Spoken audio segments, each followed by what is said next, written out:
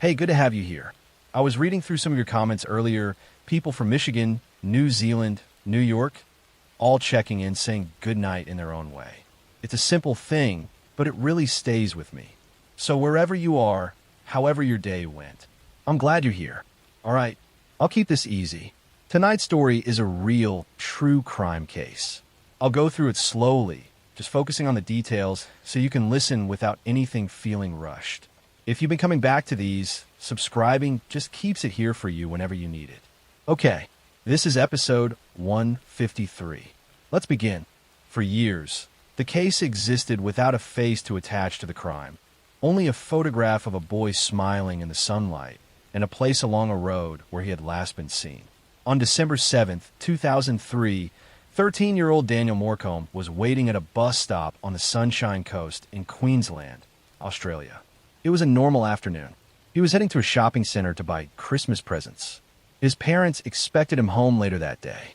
He never arrived. Witnesses later reported seeing Daniel at the bus stop, standing alone near the roadside. Some remember a man nearby, a vehicle, small details that seemed insignificant at the time but would later become critical. There was no immediate alarm. It was only after Daniel failed to return home that the situation shifted from routine to urgent. Search efforts began quickly, but the initial challenge was the lack of a clear direction. There was no confirmed struggle, no abandoned belongings, no immediate evidence showing what had happened after he was last seen.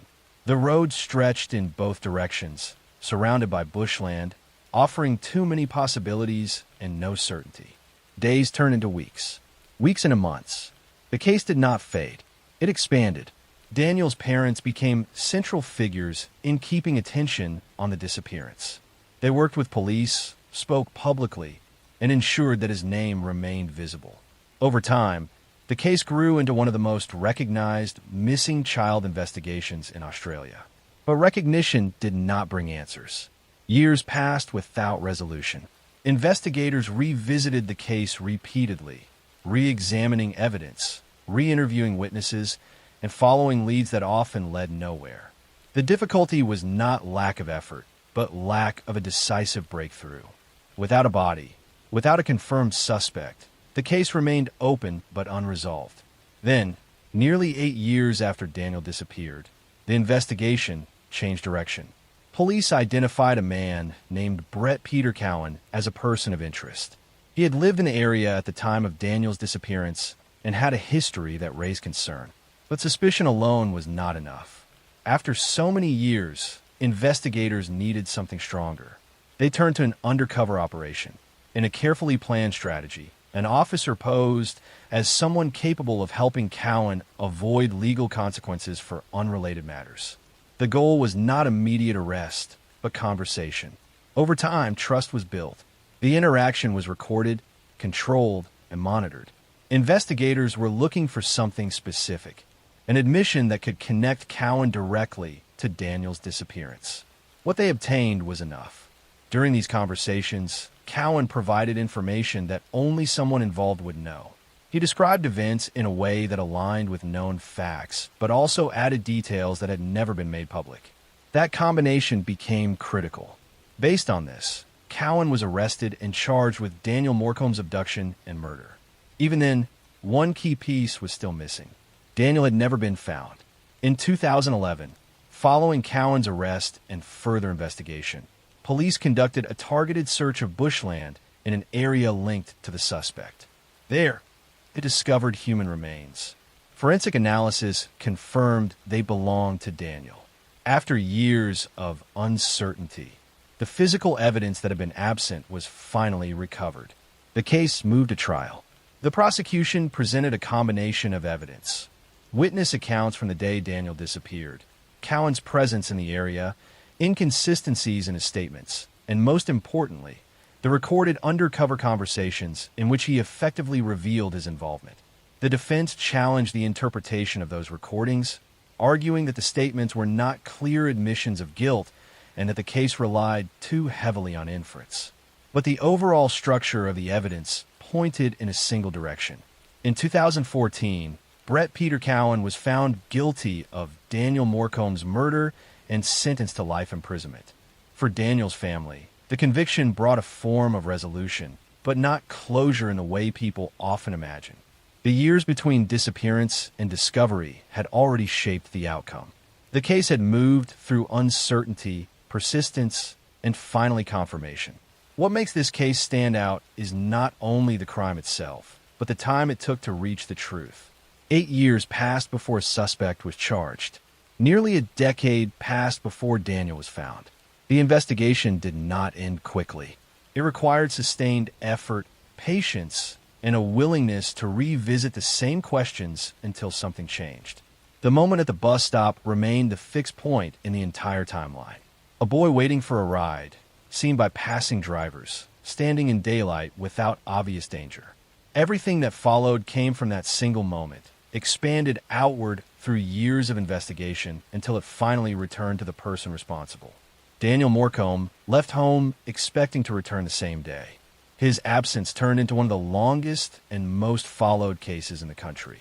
The resolution came not from a single discovery, but from a combination of persistence, strategy, and the eventual breakdown of silence. What remains is the understanding that some cases do not reveal themselves quickly. They resist simple answers, stretch across years, and require investigators to keep moving forward even when progress seems invisible. In this case, that persistence led back to the truth, even after nearly a decade of uncertainty. Next story. The last confirmed record of Kim Wall being alive was not a witness statement or a phone call, but a message sent in the evening, brief and routine, indicating that she was safe and continuing her work. She was a journalist, experienced, independent, and accustomed to meeting sources in unusual places. On August 10th, 2017, she boarded a privately built submarine in Copenhagen Harbor to interview its owner, Peter Madsen, an inventor known for unconventional projects. The plan was simple: a short trip, an interview, and a return later that night. She did not come back. When Kim failed to meet her partner after the trip, concern developed quickly. Her bicycle remained near the harbor. Her personal schedule indicated she should have returned hours earlier.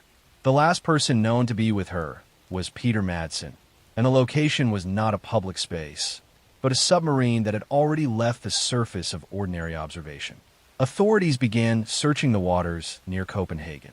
The following morning, the submarine was spotted. Shortly after it sank, Peter Madsen was rescued from the water alone. Kim Wall was not with him. At that moment, the case shifted. Madsen initially stated that he had dropped Kim off safely on land before the submarine sank. It was a clear explanation, one that, if true, would have redirected the investigation elsewhere. But there was no evidence to support it. No witness saw her disembark. No surveillance confirmed her return. The timeline did not hold. Within days, his account changed. He then claimed that Kim had died accidentally on board due to a heavy hatch falling on her. According to this version, panic followed, and he disposed of her body at sea. This admission transformed the case from disappearance to confirmed death, but also raised further questions about the circumstances. Search operations intensified, focusing on the areas where the submarine had traveled. What investigators found did not align with an accident. Parts of Kim Wall's body were recovered in stages from the water. Forensic examination revealed signs that indicated deliberate dismemberment. Additional evidence suggested preparation rather than panic. Objects had been used to weigh down remains, indicating an attempt to ensure they would not resurface. Madsen's explanation changed again. He later claimed that Kim had died from carbon monoxide poisoning inside the submarine while he was on deck. Each version moved further from the last, creating a pattern of shifting narratives rather than a consistent account. Investigators began reconstructing the events inside the submarine. The confined environment made this both difficult and essential. Unlike a crime scene on land, there were no neighbors, no passing witnesses, and no external surveillance capturing what occurred below the surface. Everything depended on physical evidence, recovered materials, and the contradictions in Madsen's statements. Digital evidence became important. Devices recovered from the submarine contained data that suggested preparation and intent inconsistent with an accidental death. Combined with the condition of the remains and the method of disposal, the investigation pointed toward a deliberate act carried out in isolation. The case moved to trial in 2018. Prosecutors presented a narrative of premeditated murder, supported by forensic findings, the sequence of Madsen's changing explanations, and the actions taken after Kim's death. They argued that the crime was planned and executed in a location chosen specifically for its isolation. The defense maintained that the death was accidental and that Madsen's actions afterward were driven by panic and poor judgment rather than intent to kill. They emphasized the absence of a direct witness to the act itself. The court considered the totality of the evidence. In April 2018, Peter Madsen was found guilty of the murder of Kim Wall and sentenced to life imprisonment. The conviction was based not on a single decisive moment, but on the convergence of multiple factors. The inconsistencies in his accounts, the forensic evidence, the method of disposal, and the environment in which the crime occurred all pointed in the same direction. Kim Wall had boarded the submarine to conduct an interview, entering a space controlled entirely by one person, separated from the outside world by water and design. The plan had been simple and professional. The outcome was neither. What makes the case distinct is the setting. A crime carried out beneath the surface, without witnesses, in a confined environment that left little room for chance. The isolation that made the interview unique also made the investigation dependent on reconstruction rather than observation. The sequence began with a routine message and ended with a recovery effort spread across open water. Between those points was a space where only two people were present, and where the truth had to be rebuilt piece by piece after the fact. The case reached a clear legal conclusion. Responsibility was established, and the narrative of accident was rejected. But the path to that conclusion relied on persistence, forensic detail, and the careful examination of every change and explanation until a consistent picture emerged. Kim Wall set out to document a story. Instead, her final assignment became the center of one, defined not only by what happened, but by the effort required to understand it in a place where almost nothing could be seen directly. Next story. Long before anyone realized a crime had taken place, there was only a machine running in the dark, its purpose hidden behind an ordinary explanation. In late November 1986, in Newtown, Connecticut, neighbors recalled hearing the sound of equipment operating late at night. It did not stand out at the time. It was cold, the ground was hard, and winter had already begun to settle over the area. Nothing about the noise suggested that it would later become one of the most important details in a murder investigation.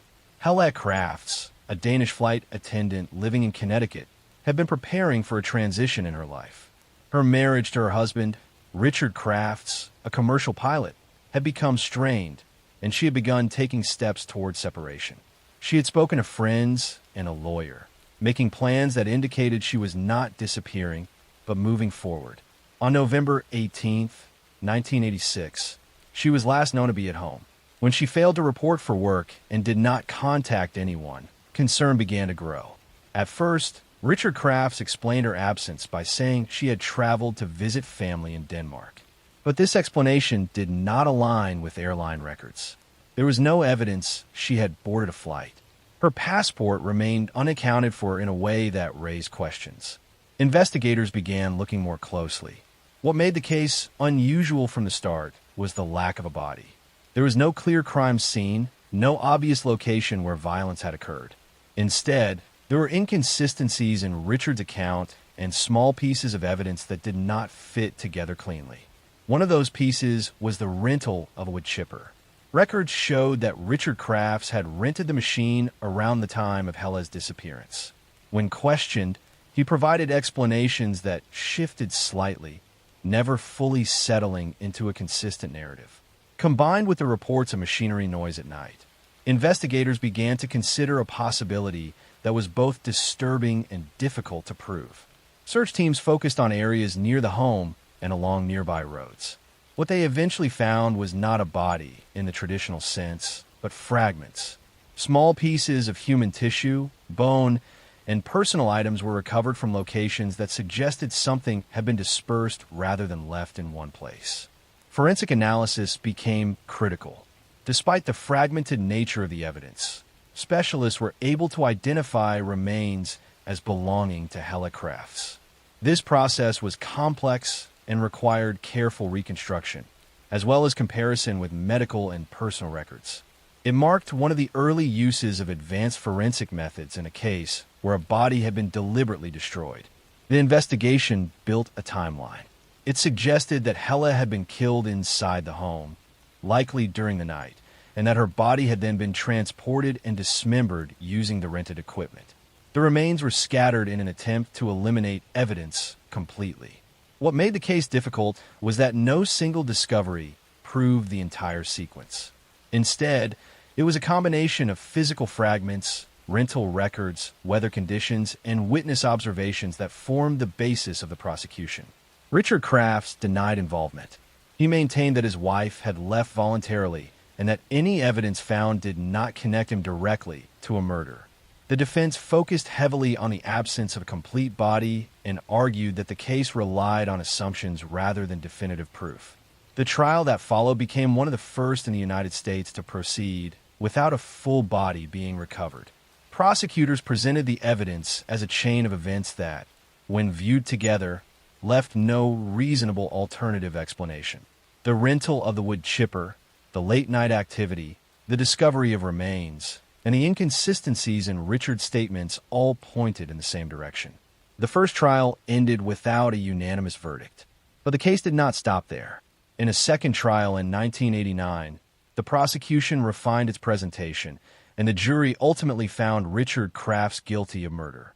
He was sentenced to prison, where he remains.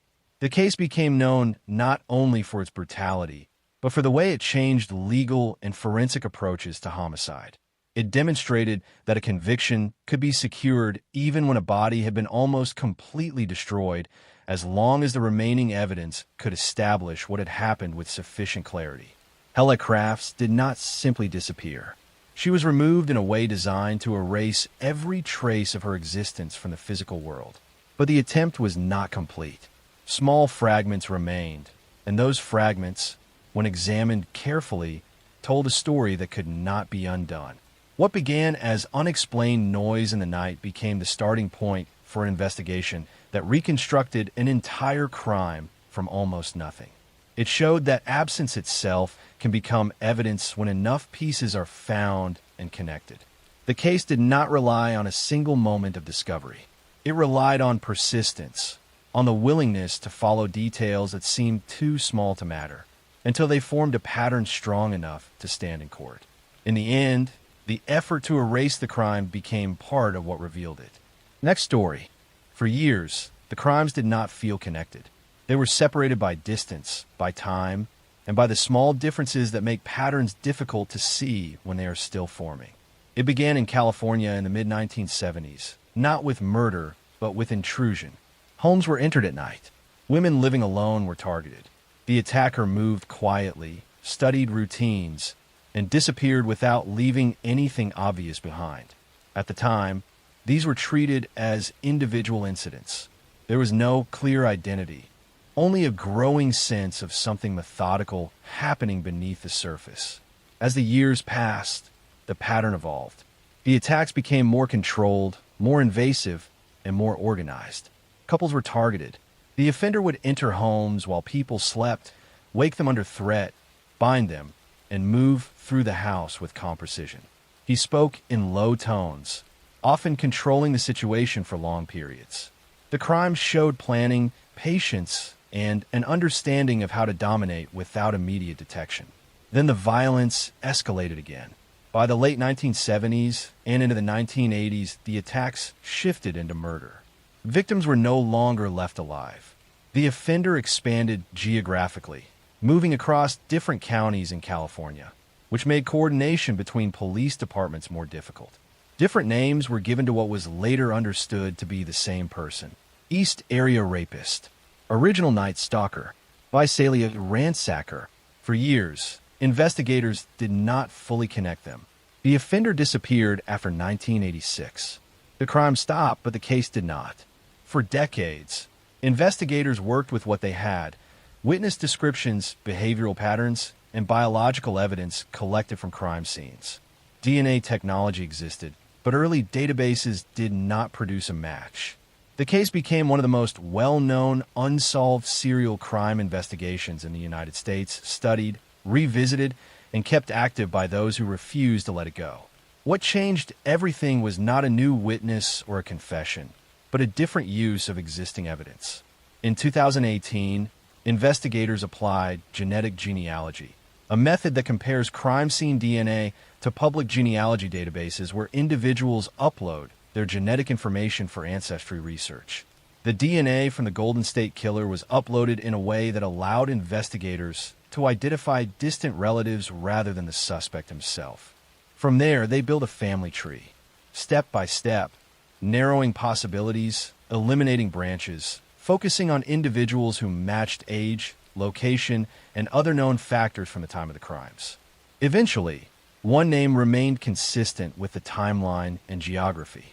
Joseph James D'Angelo, a former police officer, someone who had lived in the areas where the crimes occurred, someone who fit not only the genetic profile, but the behavioral and geographical pattern.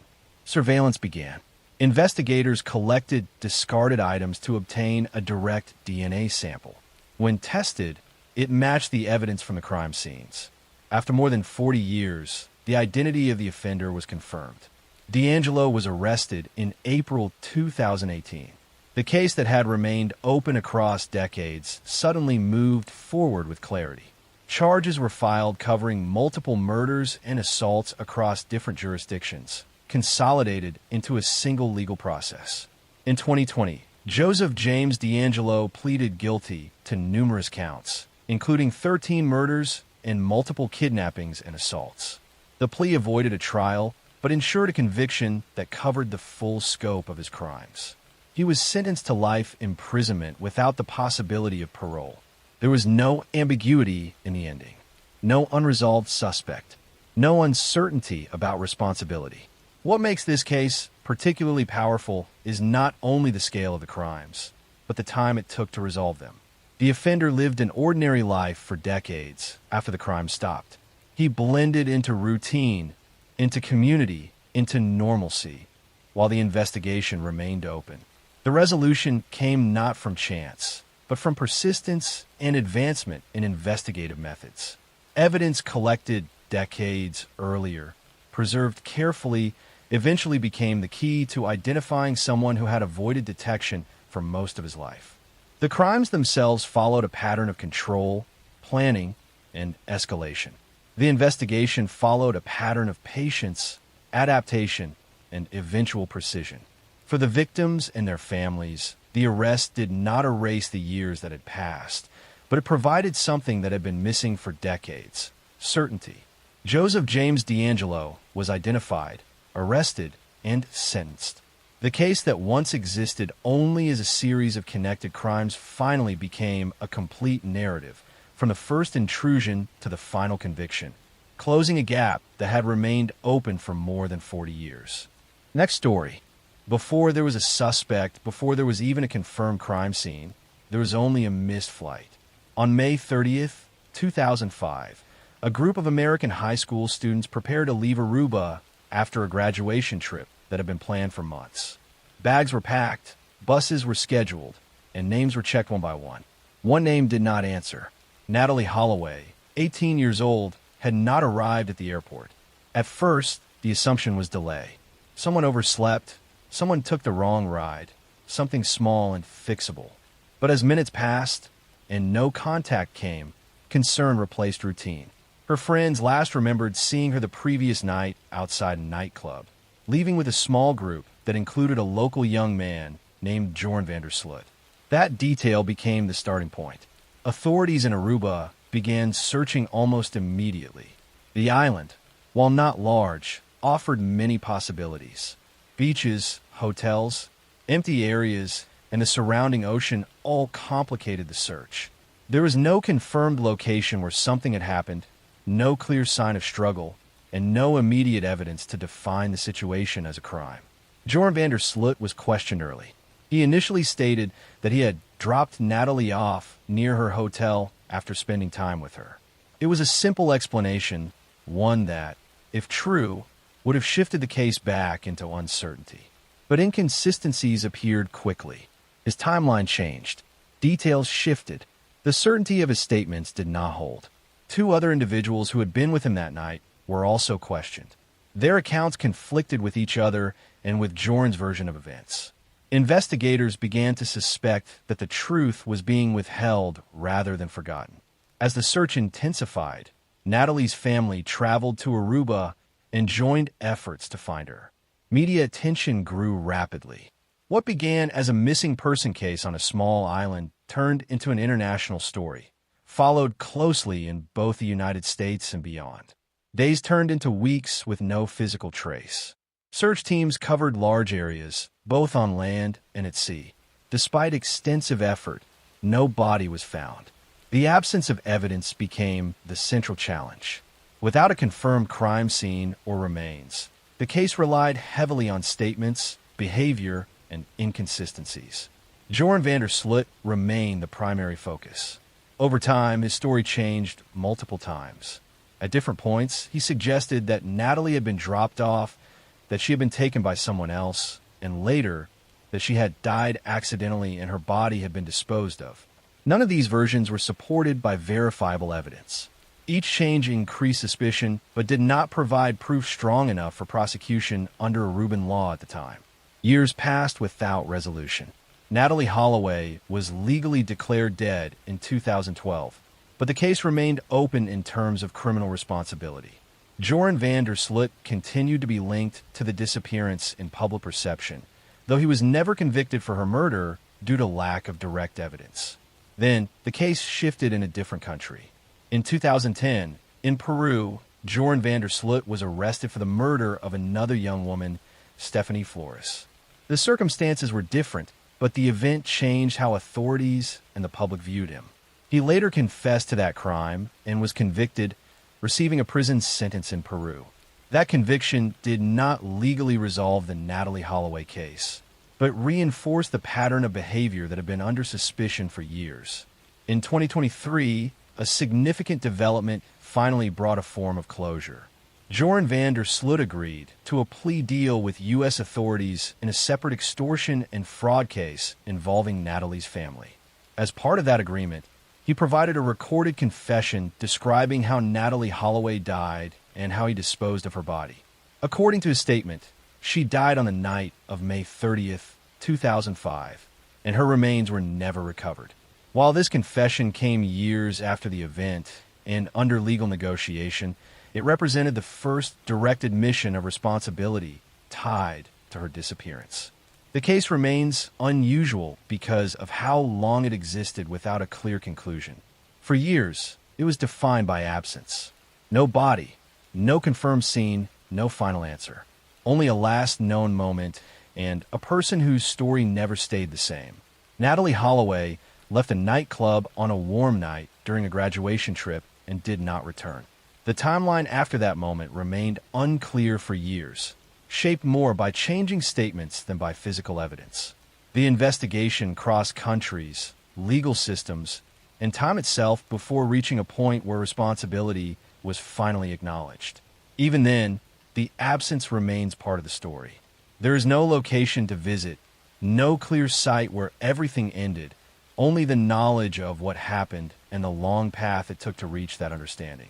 It is a case where the truth did not arrive quickly or cleanly, but slowly through contradiction, persistence, and eventually admission. Next story.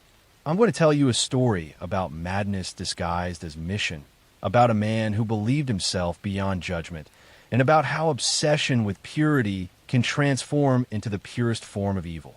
In the grimy streets of London's Whitechapel district during the autumn of 1888, where poverty crushed souls and women sold their bodies to survive another day, a killer was stalking the fog-shrouded alleys.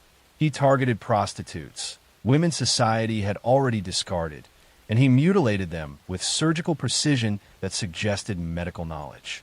His identity remained unknown, his motives a mystery, and his crime sparked a media frenzy that made him the world's first celebrity serial killer. This is the story of Jack the Ripper, though his true identity has never been definitively proven. Between August and November 1888, he murdered at least 5 women in London's East End, though some investigators believe he killed more. He would approach them in the early morning hours, quickly slash their throats, then mutilate their bodies with a knife, removing organs with skill that suggested anatomical knowledge. He sent taunting letters to police and newspapers, claiming responsibility and promising more murders. Then he vanished, never caught, leaving behind only questions and a legend that has endured for over a century. The canonical 5 victims, those definitively attributed to the Ripper, were Mary and Nichols, Annie Chapman, Elizabeth Stride, Catherine Eddowes, and Mary Jane Kelly. All were impoverished women in their 40s who worked as prostitutes in Whitechapel, one of London's most desperate slums. They lived in doss houses, drinking away what little money they earned, trapped in cycles of poverty and addiction with no hope of escape. The first victim, Marian Nichols, was found on August 31st, 1888, in Bucks Row. Her throat had been cut so deeply she was nearly decapitated, and her abdomen had been slashed open. The brutality shocked even seasoned police officers accustomed to Whitechapel's violence. Annie Chapman was discovered on September 8th in the backyard of 29 Hanbury Street. She had been killed and mutilated in the same manner as Nichols, but this time the killer had removed her uterus and taken it with him. This suggested someone with anatomical knowledge and raised theories that the killer might be a doctor or surgeon. On September 30th, 2 murders occurred in one night. Elizabeth Stride was found with her throat cut, but not mutilated, possibly because the killer was interrupted. Less than an hour later, Catherine Eddowes was discovered in Mitre Square, murdered and extensively mutilated. Her kidney had been removed. This double murder created panic throughout London. The final canonical victim, Mary Jane Kelly, was killed on November 9th in her small rented room. Unlike the others who had been killed outdoors, Kelly's murder occurred indoors where the killer had time and privacy. The mutilation was extreme, her body so extensively cut and organs removed that she was barely recognizable. The scene was photographed, creating images that remain among the most disturbing crime scene photos in history. During this period, numerous letters were sent to police and newspapers claiming to be from a killer. Most were hoaxes, but 2 have been considered potentially genuine by investigators. The Dear Boss letter, received September 27th, introduced the name Jack the Ripper and promised more killings. The From Hell letter, received October 16th, came with half a human kidney that the writer claimed came from Catherine Eddowes. The investigation was massive, but hampered by limited forensic technology and the chaotic conditions of Whitechapel. Police interviewed thousands of people, pursued numerous suspects, and employed innovative techniques like crime scene photography. But they never definitively identified the killer. Theories about Jack the Ripper's identity have proliferated for over a century. Suspects have included Montague John Druitt, a barrister who drowned himself shortly after the final murder; Aaron Kosminski, a Polish immigrant with mental illness who was confined to an asylum; Michael Ostrog, a Russian con artist with a history of violence; Walter Sickert, an artist whose paintings some believe contain clues about the murders. Even members of the royal family have been implicated in conspiracy theories, though without credible evidence. Modern forensic analysis using DNA from letters and evidence has pointed to some suspects more than others, but definitive proof remains elusive. The contamination of evidence over 130 years and the questionable chain of custody make conclusive identification impossible. What makes Jack the Ripper significant beyond the murders themselves is his cultural impact. He became the prototype for the serial killer in popular imagination, the mysterious figure who kills without clear motive and eludes capture.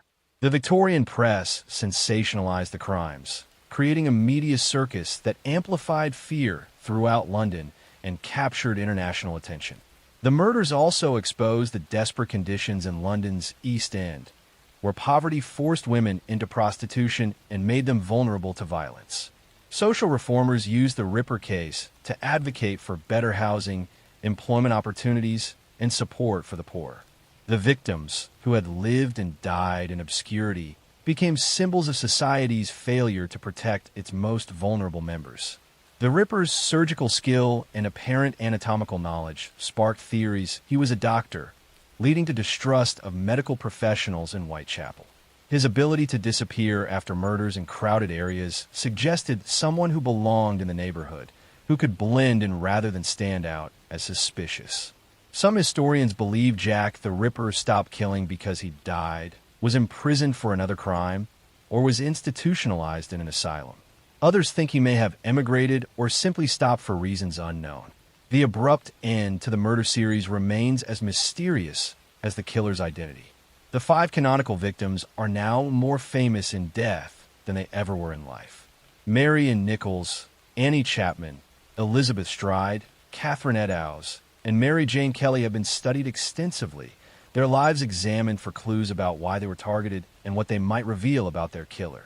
The Jack the Ripper case remains unsolved, one of history's most infamous cold cases. The killer's identity is likely lost to time, but his crimes change how society viewed serial murder and how media covered violent crime.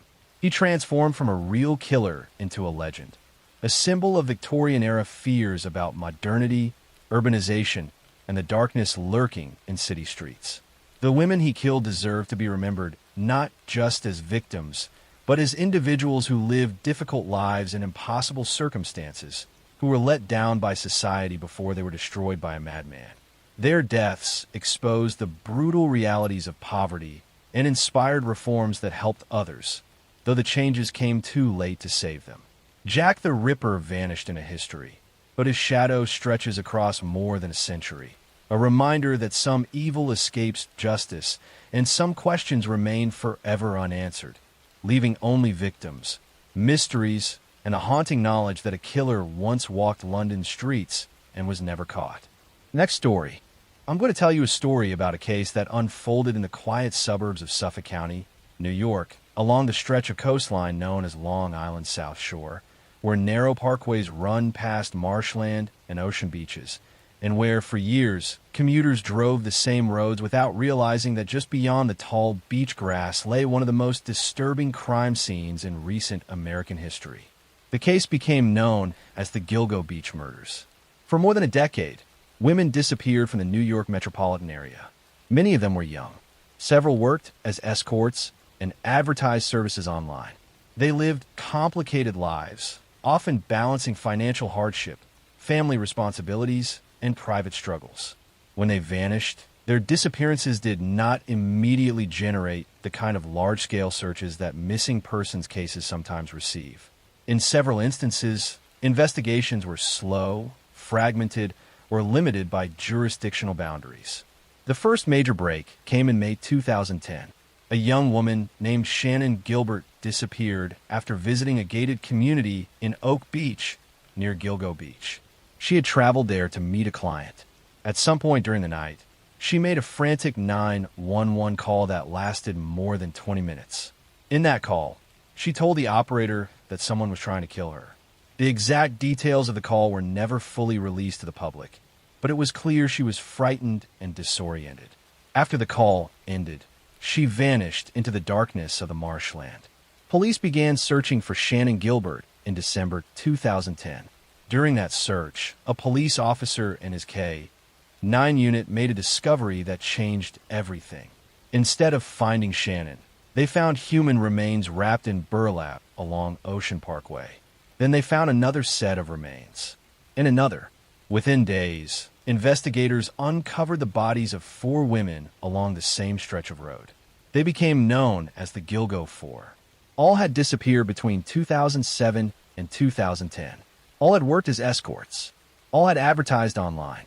Their remains had been placed relatively close together in the dense brush along the parkway. The discovery suggested a serial offender. The investigation expanded rapidly. Police from multiple agencies began coordinating. Helicopters scanned the marshland. Officers searched on foot through thick reeds and unstable ground. Over the following months, additional remains were discovered. Some were partial. Some belonged to victims who had disappeared years earlier, in some cases more than a decade before. By 2011, investigators had identified at least 10 sets of human remains along Ocean Parkway and nearby areas. The case captured national attention. Media coverage intensified. Families of missing women demanded answers. But the investigation faced significant challenges. The victims had disappeared over a span of many years. Evidence had been exposed to harsh coastal conditions. Jurisdictional issues between county and local authorities complicated coordination. One of the critical pieces of evidence in the early investigation involved cell phone data. The killer had used disposable burner phones to contact victims. After arranging meetings, the phones were discarded. In some instances, taunting calls were allegedly made to victims' families from the victims' own phones, using towers in Manhattan. These calls were brief and difficult to trace precisely with the technology available at the time. Years passed without an arrest. Leadership within the Suffolk County Police Department changed. Internal controversies and corruption investigations unrelated to the murders cast a shadow over the department's handling of the case. Critics argued that early missteps had slowed progress. Families grew frustrated with the lack of visible movement. But the case did not disappear. In 2022, a new task force was formed, combining local, state, and federal investigators. They re-examined evidence using modern forensic technology. Advances in DNA analysis, cell tower mapping, and data tracking provided tools that had not been available in 2010. Investigators focused on a suspect named Rex Hoyerman. Hoyerman was an architect who lived in Massapequa Park on Long Island. He commuted regularly to Manhattan, where he worked in Midtown. He was married and had children. Neighbors described him as quiet, reserved, sometimes intimidating in appearance, but not outwardly suspicious. He had lived on Long Island for decades, within driving distance of the crime scenes. Through cell phone records, investigators determined that a burner phone used to contact some of the victims had frequently pinged near Hoyerman's home and office. Further analysis showed patterns aligning with his travel schedule. When he was out of town, the phone activity shifted accordingly. Investigators conducted surveillance. They collected discarded items believed to contain his DNA. In 2023, forensic analysis reportedly linked his DNA to hair found on or near some of the victims. In July 2023, Rex Hoyerman was arrested and charged in connection with several of the Gilgo Beach murders. The arrest marked a dramatic turning point in a case that had remained unresolved for more than a decade. Prosecutors outlined a detailed timeline connecting cell phone data, digital searches, and physical evidence. They alleged that Hoyerman had carefully targeted victims, arranged meetings, and transported their bodies to isolated stretches of Ocean Parkway under cover of darkness. He pleaded not guilty. The legal process is ongoing. What makes the Gilgo Beach case especially unsettling is the length of time it remained unsolved, the vulnerability of the victims, and the way the crimes were hidden in plain sight along a busy roadway. Thousands of drivers passed Ocean Parkway daily, unaware that just beyond the dunes lay evidence of repeated violence. The marshland itself played a role. Dense vegetation and shifting sand concealed remains for years. Harsh weather degraded evidence. But persistence, combined with advances in forensic science, eventually allowed investigators to revisit old data with new precision. For the families of the victims, the case represents years of uncertainty. Many felt their loved ones were overlooked because of the circumstances of their work. The investigation forced broader conversations about how missing persons cases are prioritized and how victims are perceived. Ocean Parkway still runs along the South Shore. Beachgoers still visit in summer. The wind still moves through the tall grass. But the discovery made in December 2010 permanently altered the identity of that stretch of coastline, transforming it from a quiet scenic road into the center of one of the most complex serial murder investigations in modern American history. And at the center of it all lies a reminder of how time, technology, and relentless investigation can converge, even after years of silence, to bring long-buried evidence back into the light. Next story. I'm going to tell you a story about ambition twisted into violence. about a woman who wanted fame at any cost, and about how desperation for recognition can transform into murderous rage. In the glittering world of professional figure skating, where athletes dedicate their lives to perfection and competition is fierce, a rivalry was escalating beyond normal bounds. Two skaters were competing for spots on the 1994 U.S. Olympic team, but one was willing to cross lines that should never be crossed to eliminate her competition. What followed would become one of the most infamous attacks in sports history. This is the story of Tanya Harding and the attack on Nancy Kerrigan. On January 6, 1994, as Nancy practiced at a skating rink in Detroit, a man approached her after she left the ice and struck her knee with a metal baton. The attack was designed to injure her badly enough to force her withdrawal from the upcoming national championships and Olympic trials. The assailant was hired by Tanya's ex-husband Jeff Gillooly and her bodyguard Sean Eckhart, and evidence suggested Tanya knew about and approved the plan. The attack failed to end Nancy's career, but it ended Tanya's destroyed reputations and revealed how far some will go to achieve their dreams. Tanya Maxine Harding was born on November 12, 1970, in Portland, Oregon. Her childhood was marked by poverty and abuse that shaped her aggressive, combative personality. Her mother, Lavana, was brutal, physically and emotionally abusing Tanya throughout her childhood. She would beat her daughter, mock her appearance, and push her relentlessly in skating while never offering praise or affection. Tanya's family was poor, struggling to afford skating lessons and equipment. This made her an outsider in the elite world of figure skating, where most competitors came from wealthy families who could afford the best coaches and training. Tanya wore homemade costumes while her competitors wore expensive designer outfits. She felt judged and dismissed by skating officials who valued elegance and refinement, qualities Tanya's rough background had not provided. But Tanya had undeniable athletic ability. She was powerful and aggressive, landing jumps other female skaters could not. In 1991, she became the first American woman to land a triple axel in competition, a feat requiring tremendous strength and technical skill. This should have made her a star, but judges consistently scored her lower than competitors with more polished presentations. Tanya's personal life was chaotic. She married Jeff Gillooly when she was 19, beginning a volatile relationship marked by domestic violence. Jeff was controlling and abusive, and Tanya was trapped in a cycle she did not know how to escape. The abuse she had experienced from her mother had normalized violence in relationships. By 1993, Tanya's skating career was declining. She was 23, old for a figure skater, and her technical skills were offset by presentation scores that judges kept artificially low. Meanwhile, Nancy Kerrigan was emerging as America's skating sweetheart. Nancy was elegant, beautiful, and came from a working-class background that made her relatable. She was everything Tanya was not, and she was winning.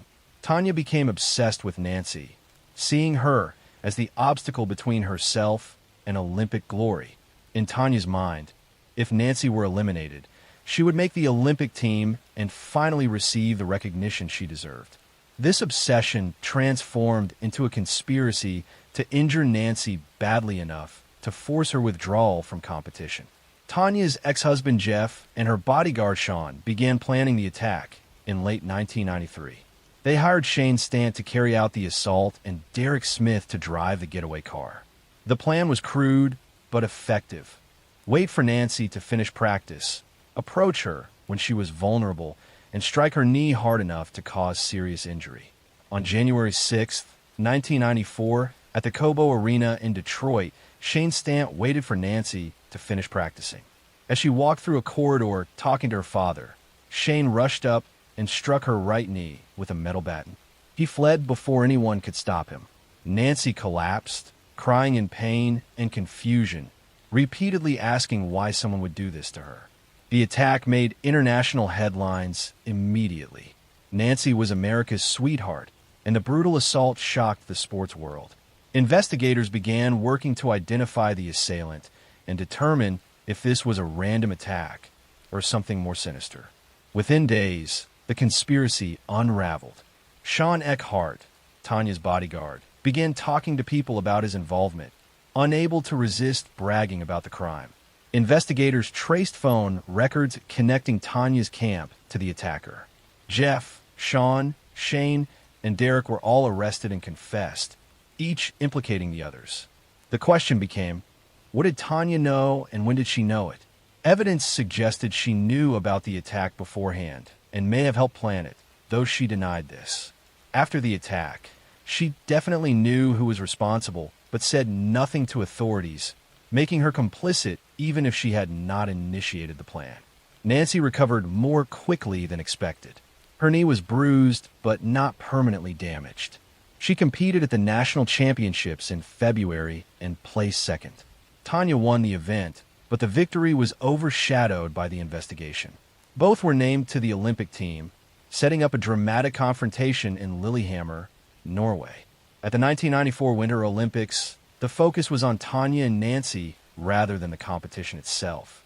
Nancy skated beautifully and won the silver medal.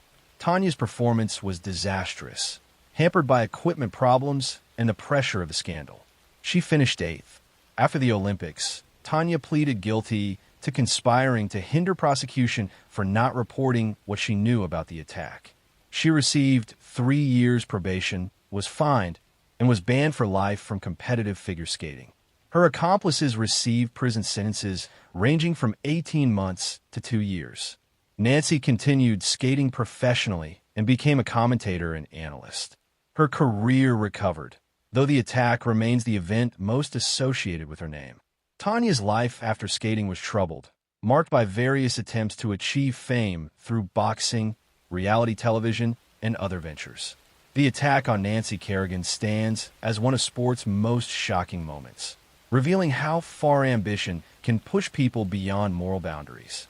Tanya Harding destroyed her own career and reputation in an attempt to eliminate competition, proving that sometimes the most dangerous opponent is not the one across the ice, but the desperation and rage within yourself that convinces you violence is the answer to your problems.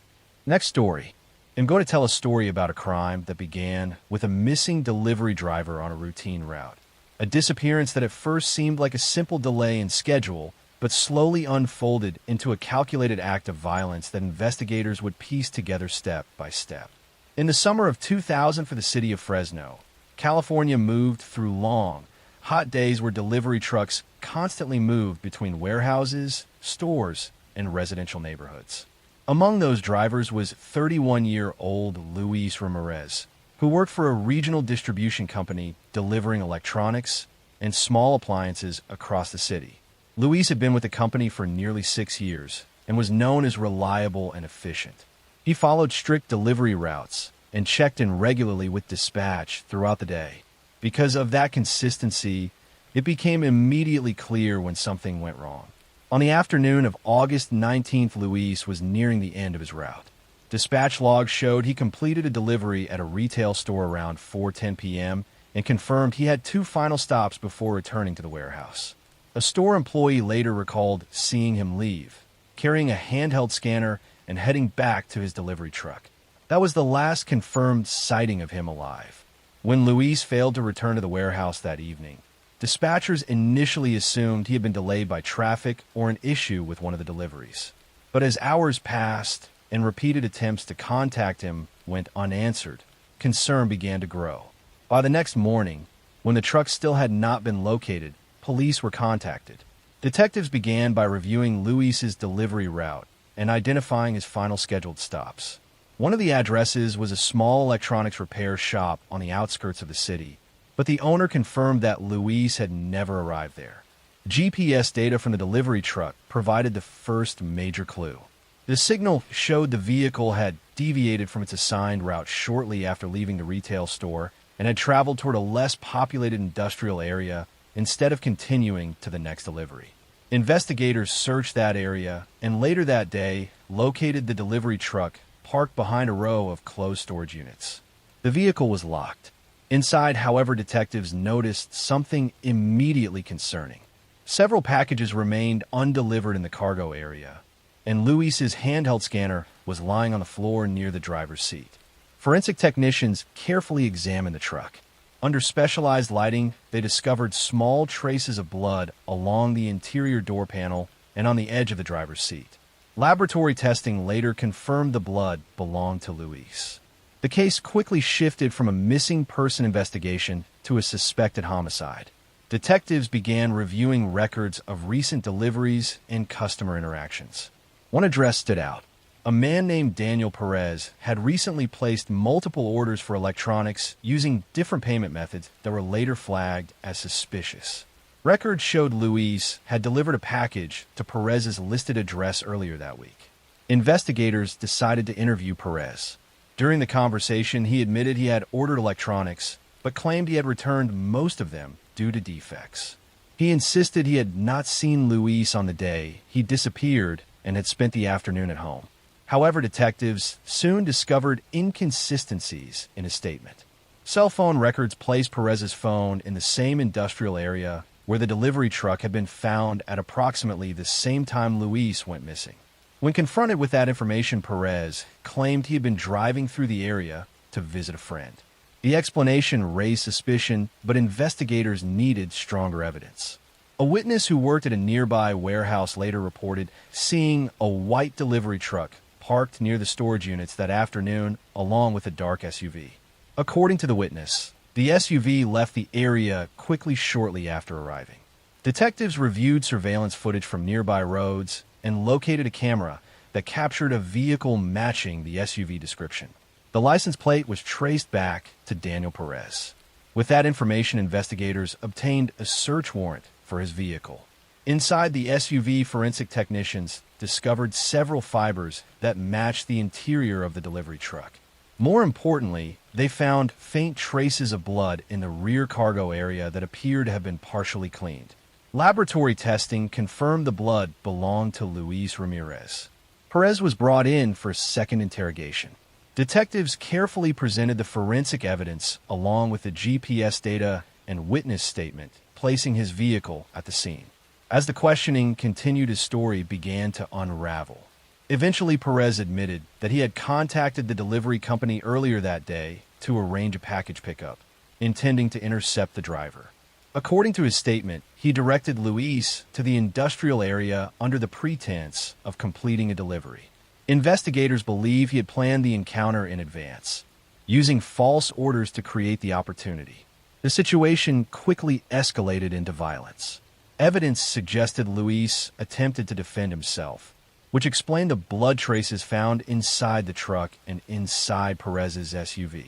Realizing the seriousness of what had happened, Perez attempted to hide the crime by moving the body away from the area and abandoning the delivery truck. After several hours of questioning, he finally revealed the location. Detectives followed him to a remote agricultural area nearly 40 miles outside Fresno, where a shallow grave had been hidden beneath dry soil and brush. The remains discovered at the site were later confirmed to be Luis Ramirez. The case went to trial the following year. Prosecutors presented a detailed reconstruction of the crime. GPS data showed the truck diverting from its route. Surveillance footage and witness testimony placed Perez's SUV at the scene. Forensic experts explained how the blood and fiber evidence connected his vehicle directly to the attack. The defense attempted to argue that the confrontation had been unplanned, but prosecutors emphasized the deliberate steps Perez took to create the situation using false delivery orders and to conceal the crime afterward. After deliberating, the jury returned a verdict of guilty. Daniel Perez was sentenced to life in prison without the possibility of parole. For Luis Ramirez's family, the conviction brought some measure of closure after months of uncertainty and grief. Co-workers at the distribution company later pushed for improved safety procedures, including better verification of delivery requests and real-time tracking of drivers. The investigation into his disappearance demonstrated how even a case that begins with very little information can eventually be solved through persistence and careful attention to detail. A deviation in a GPS route, a witness noticing two vehicles in an empty area, and traces of blood someone tried to erase eventually revealed the truth behind a crime that someone believed could remain hidden. In the end, it was the combination of technology, witness accounts, and careful forensic work that ensured the truth came to light and justice was finally served. Next story. I'm going to tell you a story about a man who lived inside an ordinary suburban home, surrounded by quiet streets and neighbors who believed they understood the people living around them. A man whose calm routines concealed a truth that would take investigators years to fully uncover. His name was Russell Williams, and for most of his life, he represented discipline, achievement, and control. He was born in England and raised in Canada, growing into someone who followed structure naturally. He joined the Canadian Armed Forces at a young age, and over time, his career advanced steadily. He became a pilot, flying military aircraft with precision and professionalism. He earned trust from his superiors and respect from those who served under him. Eventually, he rose to the rank of colonel and became the commanding officer of Canadian Forces Base Trenton, one of the country's most important military installations. His position placed him in charge of personnel, operations, and resources. He was responsible for leadership decisions affecting hundreds of lives. He was trusted at the highest levels of national defense. His uniform symbolized reliability, discipline, and honor.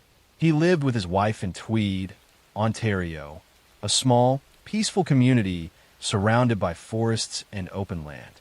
Their home appeared ordinary, blending into the quiet rhythm of rural life. Neighbors saw him as polite and respectful. He maintained his property. He greeted people calmly.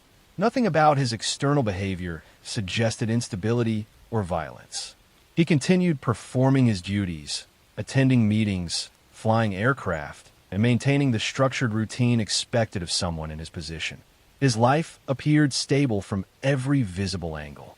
But beneath that controlled exterior, he was living a secret life defined by behavior he concealed completely from the people around him.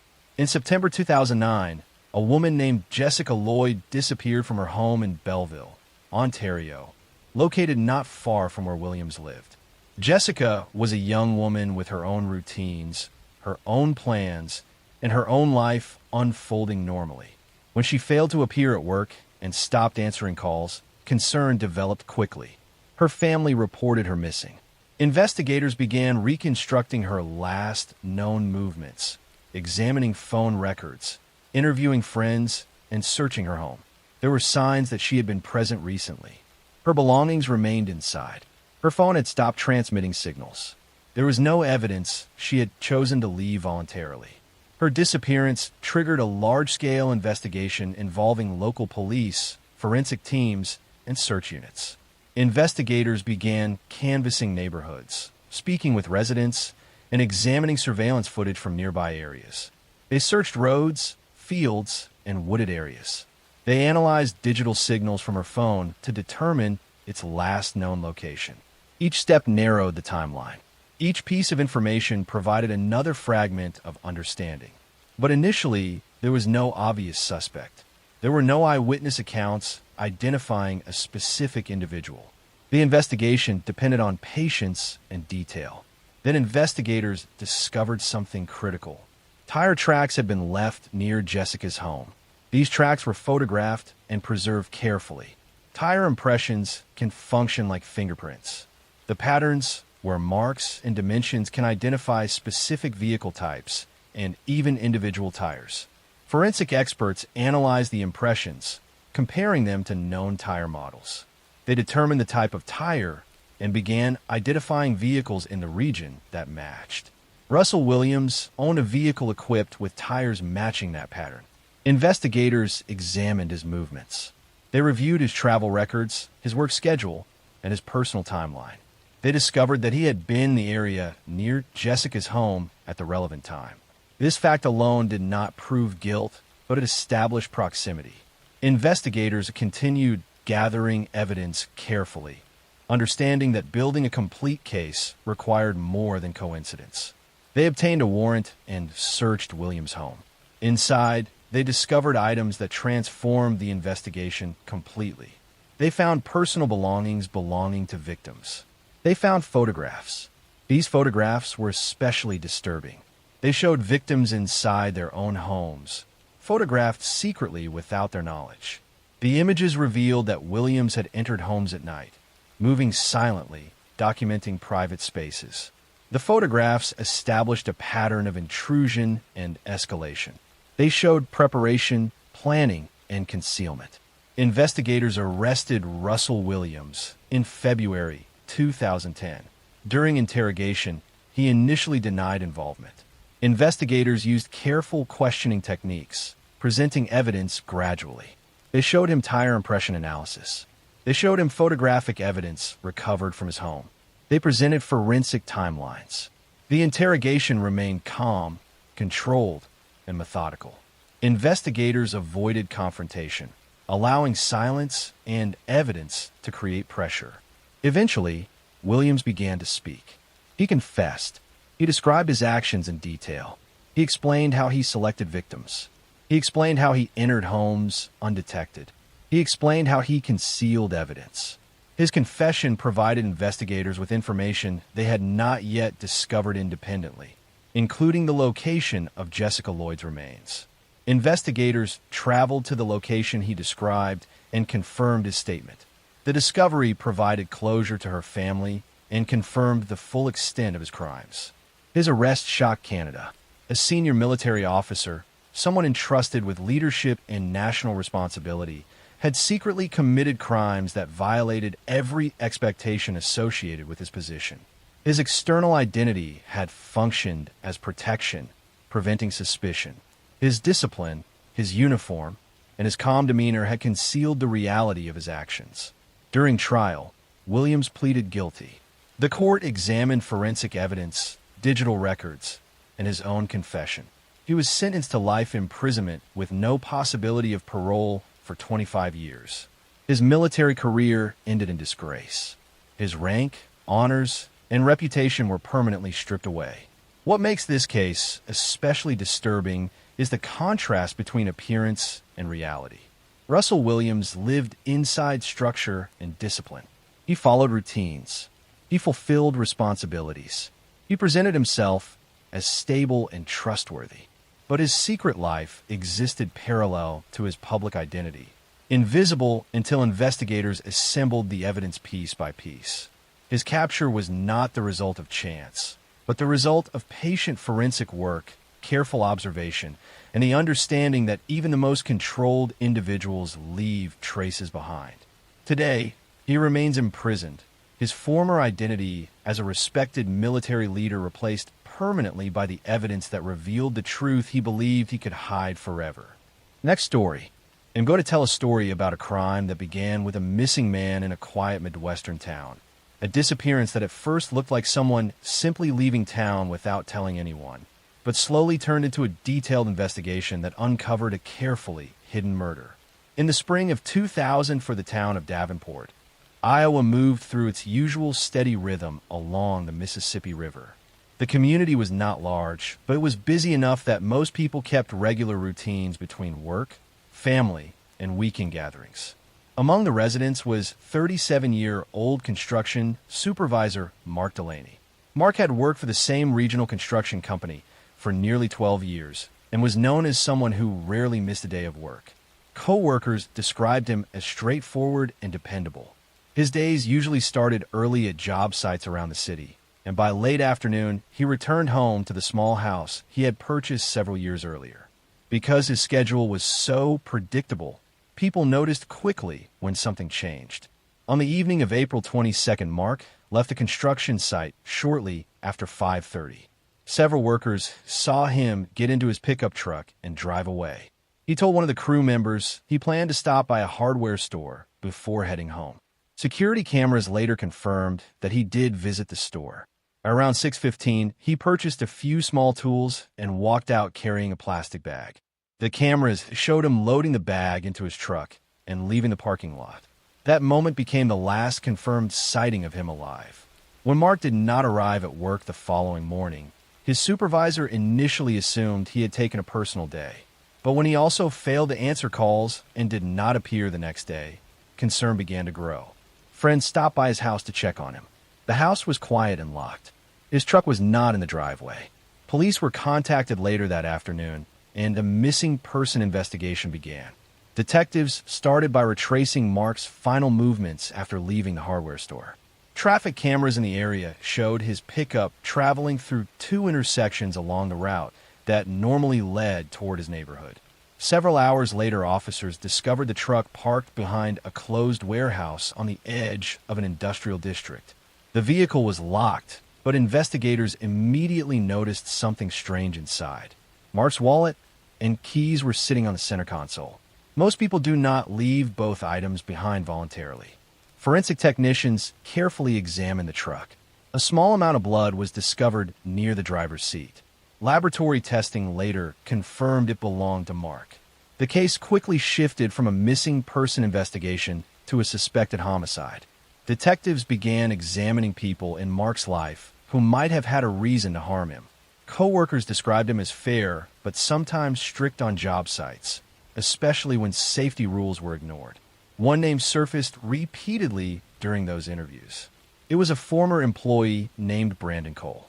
Cole had worked under Mark's supervision at several construction sites, but had been fired 3 months earlier after repeated arguments about work performance.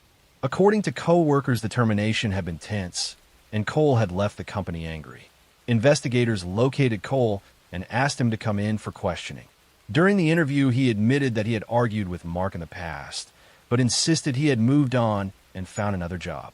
He claimed he had not seen Mark since the day he was fired. However, detectives soon discovered evidence that contradicted his statement. Cell phone records showed that Cole's phone had been in the same industrial district where Mark's truck was found at around the same time Mark disappeared. When confronted with that information, Cole said he had simply been driving through the area on his way home. The explanation raised suspicion, but was not enough to prove involvement. A search warrant was obtained for Cole's vehicle. Inside, investigators discovered several fibers that matched the upholstery from Mark's truck. More importantly, they found faint traces of blood in the trunk that had been partially cleaned. Laboratory tests confirmed the blood belonged to Mark. With the forensic evidence building against him, Cole was brought in for a second interrogation. Detectives carefully laid out the timeline of events and presented the lab results connecting his vehicle to the crime. As the questioning continued, his explanations began to collapse.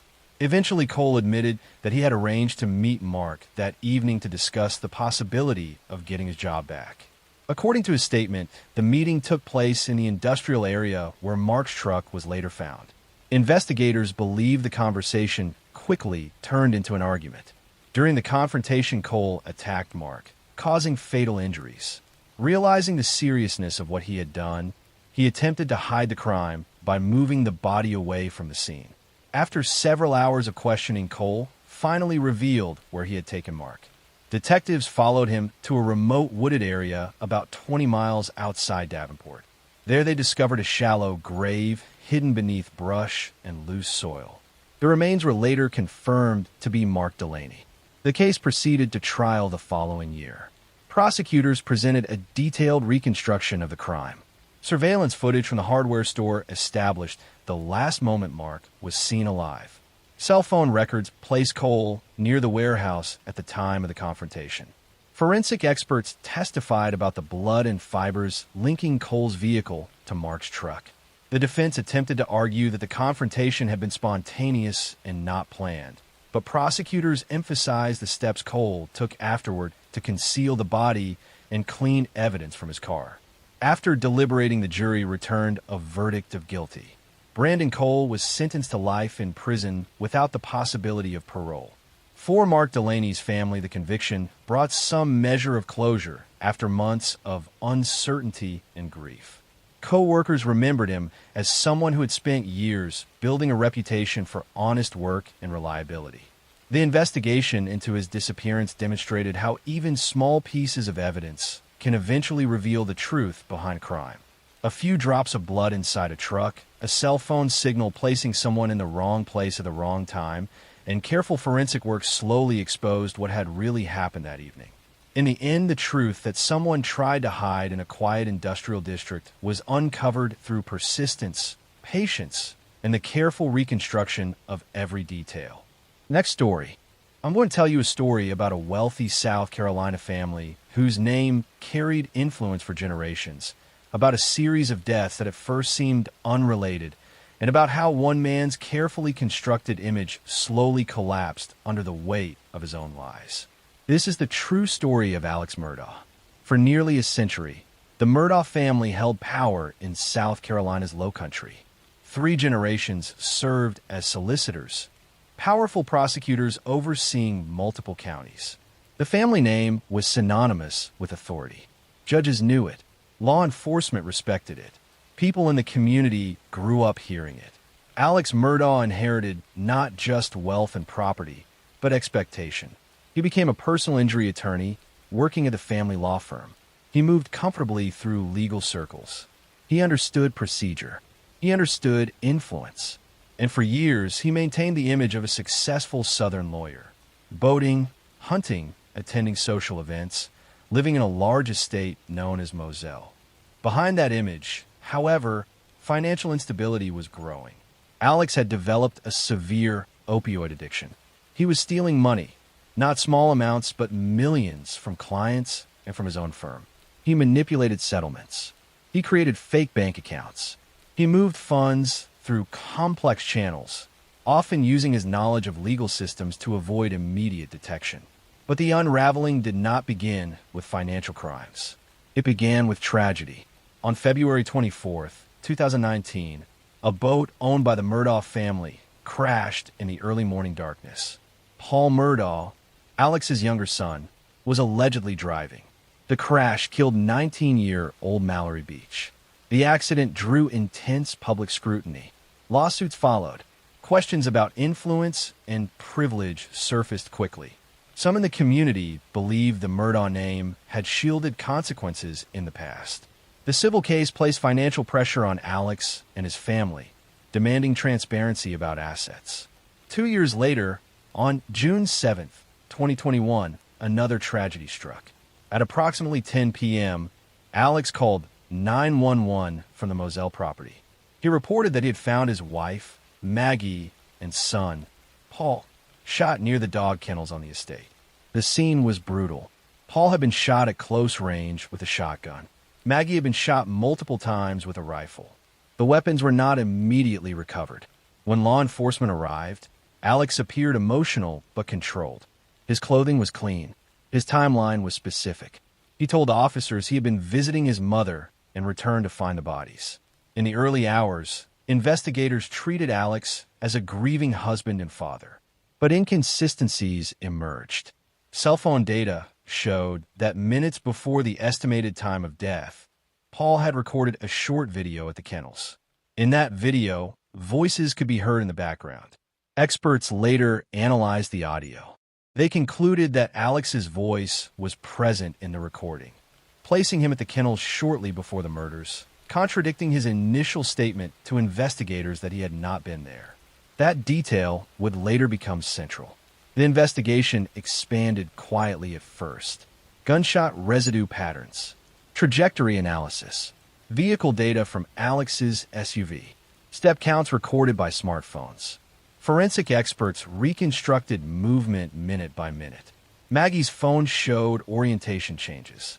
Paul's phone locked permanently at a specific time. Alex's phone activity spiked in the narrow window after the killings, showing rapid movement and calls.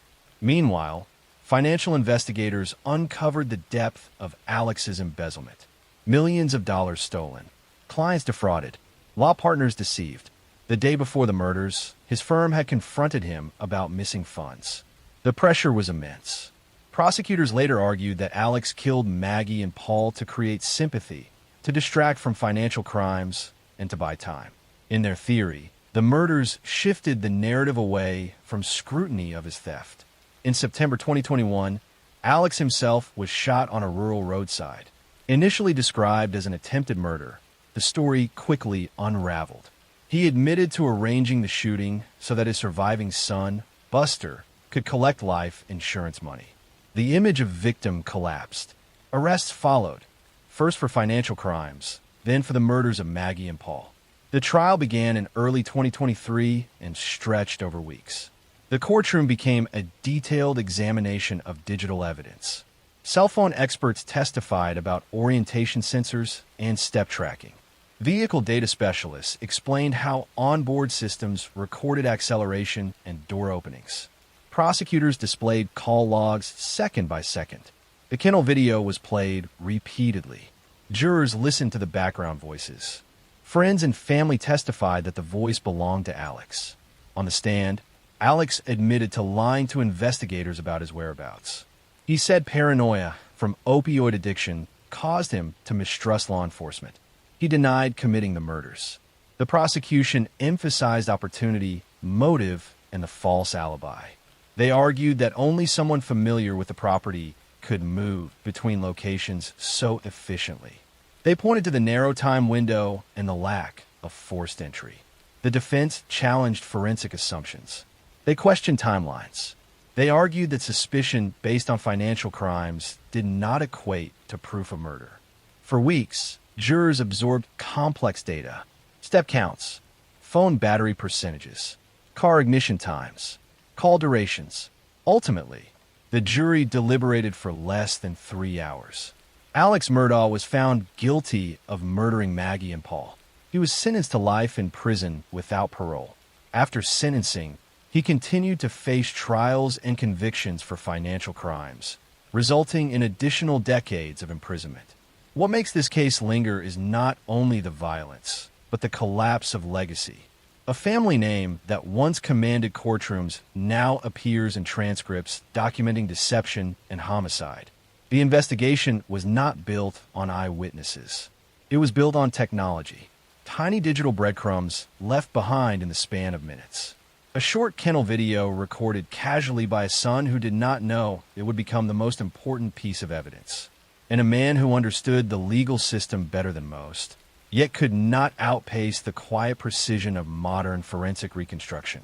Maggie and Paul Murdaugh died on their own property on a summer night. The legal dynasty that once defined a region ended not with ceremony, but with a verdict read in a quiet courtroom. Next story. I'm going to tell you a story about a man who hid behind routine and discipline, who blended into suburban life so completely that he was trusted by neighbors, respected by coworkers, and ignored by suspicion, while quietly becoming one of the most prolific and terrifying murderers in American history. This is a true crime story about patience, escalation, and how a predator who believed he had outrun time was finally caught decades later by science itself. For years in California, something moved silently through quiet neighborhoods at night. It did not break doors or smash windows. It slipped inside through unlocked entrances, cut phone lines, and waited in the dark. Families slept unaware that someone was standing just feet away, listening to their breathing, memorizing their homes. This presence would eventually become known by many names. The East Area Rapist, the original Night Stalker, the Golden State Killer. But for a long time, he had no face. In mid-1970s, a series of sexual assaults began in Northern California. The attacker targeted women inside their own homes, often while their partners were present. He would bind victims with shoelaces or cords taken from the house, stack dishes on a man's back, and whisper threats that if he heard a sound, he would kill them both. Then he would assault the woman repeatedly, sometimes staying for hours, eating food from the kitchen, wandering the house as if it belonged to him. Police were overwhelmed. There were no clear fingerprints. Witness descriptions varied. The attacker seemed to know police procedures, patrol routes, and response times. He escaped on foot or bicycle through backyards, drainage canals, and fences. Each time officers arrived, he was already gone. What made the crimes even more disturbing was the psychological cruelty. The attacker would call victims weeks or months later, breathing into the phone, reminding them that he was still watching. He wanted them to know that safety was an illusion, that even time could not protect them. Then, without warning, the attacks escalated. In Southern California, couples began turning up murdered in their homes. The method was different, but the control was the same. Binding, blunt force, silence. There were no witnesses, no forced entry. The killer vanished into the night after each crime. For years, investigators did not realize they were chasing the same man.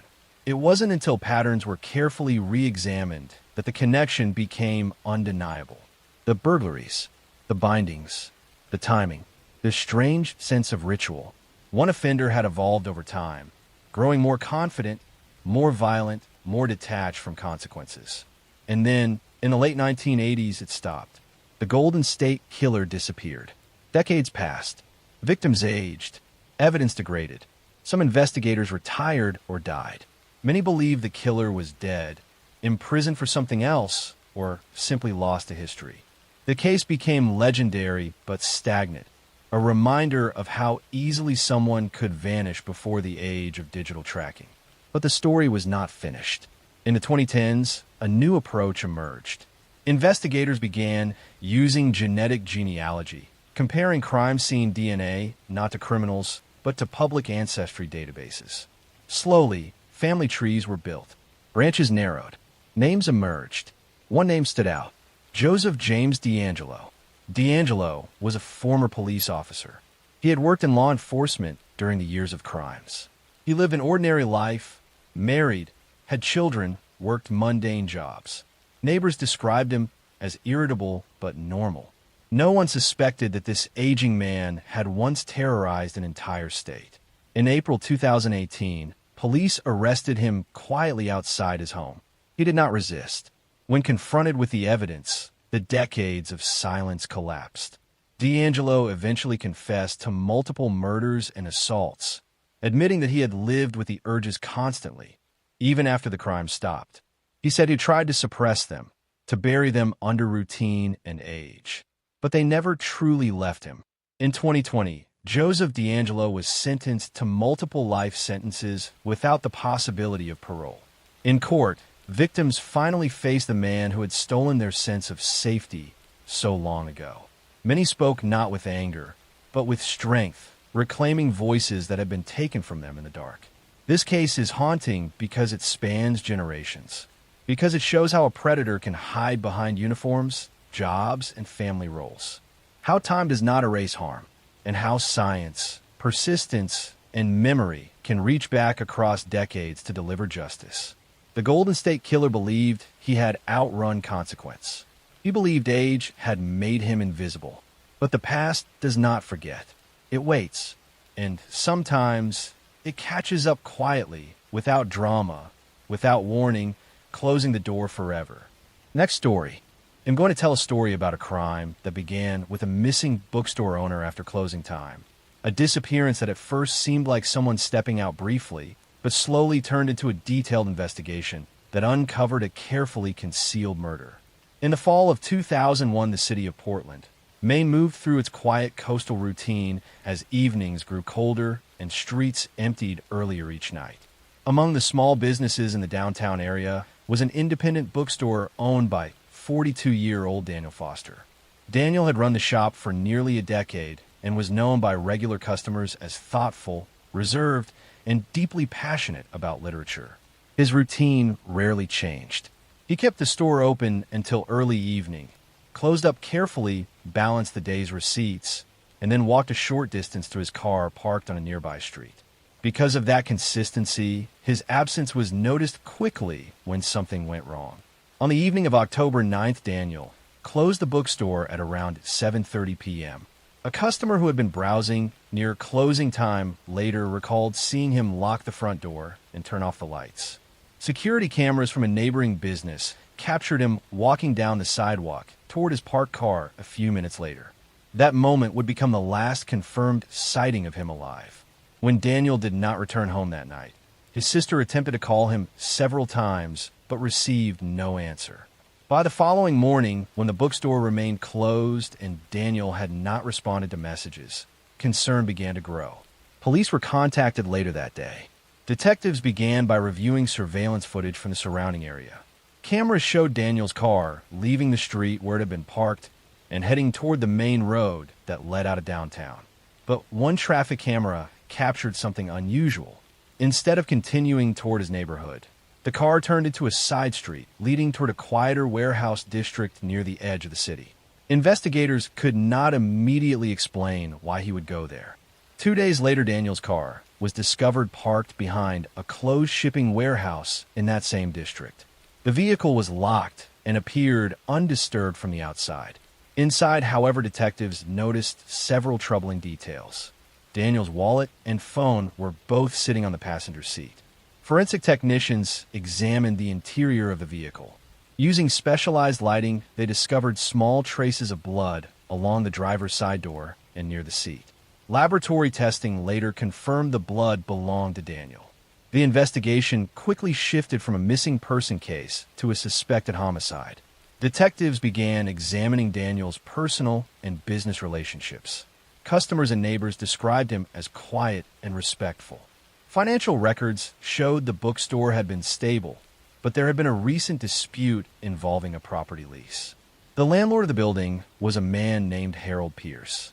Pierce had recently informed Daniel that the lease would not be renewed unless significant changes were made to the rental agreement. According to records, the negotiations had become tense in the weeks leading up to Daniel's disappearance. Detectives decided to interview Pierce. During the conversation, he admitted there had been disagreements over the lease, but insisted it was strictly a business matter. He claimed he had not seen Daniel on the night he disappeared and had spent the evening at home. However, investigators soon discovered inconsistencies in his statement. Cell phone records placed Pierce's phone in the same warehouse district where Daniel's car had been found at approximately the same time he vanished. When confronted with that information, Pierce said he had been driving through the area to check on another property. The explanation raised suspicion, but investigators needed stronger evidence. A night shift worker at a nearby loading dock later reported seeing two vehicles parked behind the warehouse around 8 that evening. One matched Daniel's car. The other was a dark pickup truck that remained there briefly before leaving. Detectives reviewed surveillance footage from nearby streets and located a camera that captured a vehicle matching the pickup truck description. The license plate was traced back to Harold Pierce. With that information, investigators obtained a search warrant for his truck. Inside the vehicle, forensic technicians discovered several fibers that matched the interior upholstery from Daniel's car. More significantly, they found faint traces of blood on the floor lining that appear to have been partially cleaned. Laboratory testing confirmed the blood belonged to Daniel Foster. Pierce was brought in for a second interrogation. Detectives carefully presented the forensic evidence along with the phone records and witness statements, placing him at the scene. As the questioning continued, his story began to collapse. Eventually, Pierce admitted that he had arranged to meet Daniel that evening to discuss the lease dispute. According to his statement, the meeting took place behind the warehouse where Daniel's car was later found. Investigators believe the conversation quickly turned into a heated argument about the future of the bookstore. During the confrontation, Pierce attacked Daniel. Realizing the seriousness of what had happened, he attempted to hide the crime by moving the body away from the area and cleaning his truck. After several hours of questioning, he finally revealed where he had taken Daniel. Detectives followed him to a remote wooded area nearly 25 miles outside Portland, where a shallow grave had been hidden beneath leaves and loose soil. The remains discovered at the site were later confirmed to be Daniel Foster. The case went to trial the following year. Prosecutors presented a detailed reconstruction of the crime. Surveillance footage showed Daniel leaving the bookstore and diverting from his normal route. Cell phone records placed Pierce at the scene. Forensic experts testified about the blood and fiber evidence linking his truck directly to the attack. The defense attempted to argue that the confrontation had been sudden, but prosecutors emphasized the deliberate steps Pierce took afterward to conceal the body and clean his vehicle. After deliberating, the jury returned a verdict of guilty. Harold Pierce was sentenced to life in prison without the possibility of parole. For Daniel Foster's family, the conviction brought some measure of closure after months of uncertainty and grief. Members of the community remembered him as someone who had created a quiet place where people could gather, read, and feel at home. The investigation into his disappearance demonstrated how even a case that begins with very little evidence can eventually be solved through persistence and careful attention to detail. A witness noticing two vehicles behind a warehouse, traces of blood someone tried to erase, and careful forensic work eventually revealed the truth behind a crime that someone believed could remain hidden forever. Next story. I'm going to tell you a story about a man who lived two completely different lives at the same time, a man trusted with national security, discipline, and leadership, while secretly committing some of the most disturbing crimes imaginable. This is a true crime story about control, ritual, escalation, and how evil can hide perfectly behind structure, rank, and respectability for years without being noticed. Russell Williams was born in 1963 and raised in Canada in what appeared to be a stable, disciplined environment. From a young age, he showed a strong attraction to order and hierarchy. He was intelligent, focused, and driven. He joined the Canadian Armed Forces and quickly distinguished himself as competent, reliable, and ambitious. His career advanced steadily, and over time he became a highly respected colonel, eventually appointed as the commander of CFB Trenton, one of the most important Air Force bases in Canada. This position placed him in charge of thousands of personnel and sensitive military operations, including responsibility for aircraft used by government leaders.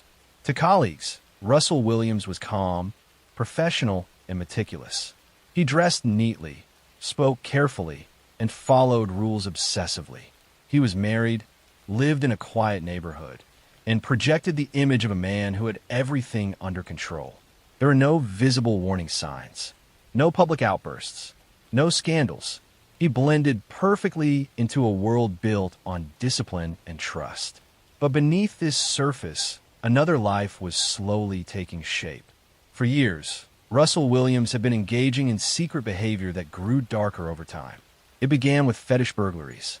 Late at night, he would break into homes, specifically targeting houses where women lived alone. He memorized routines, studied neighborhoods, and chose locations where he felt confident he would not be interrupted. Once inside, he did not steal valuables.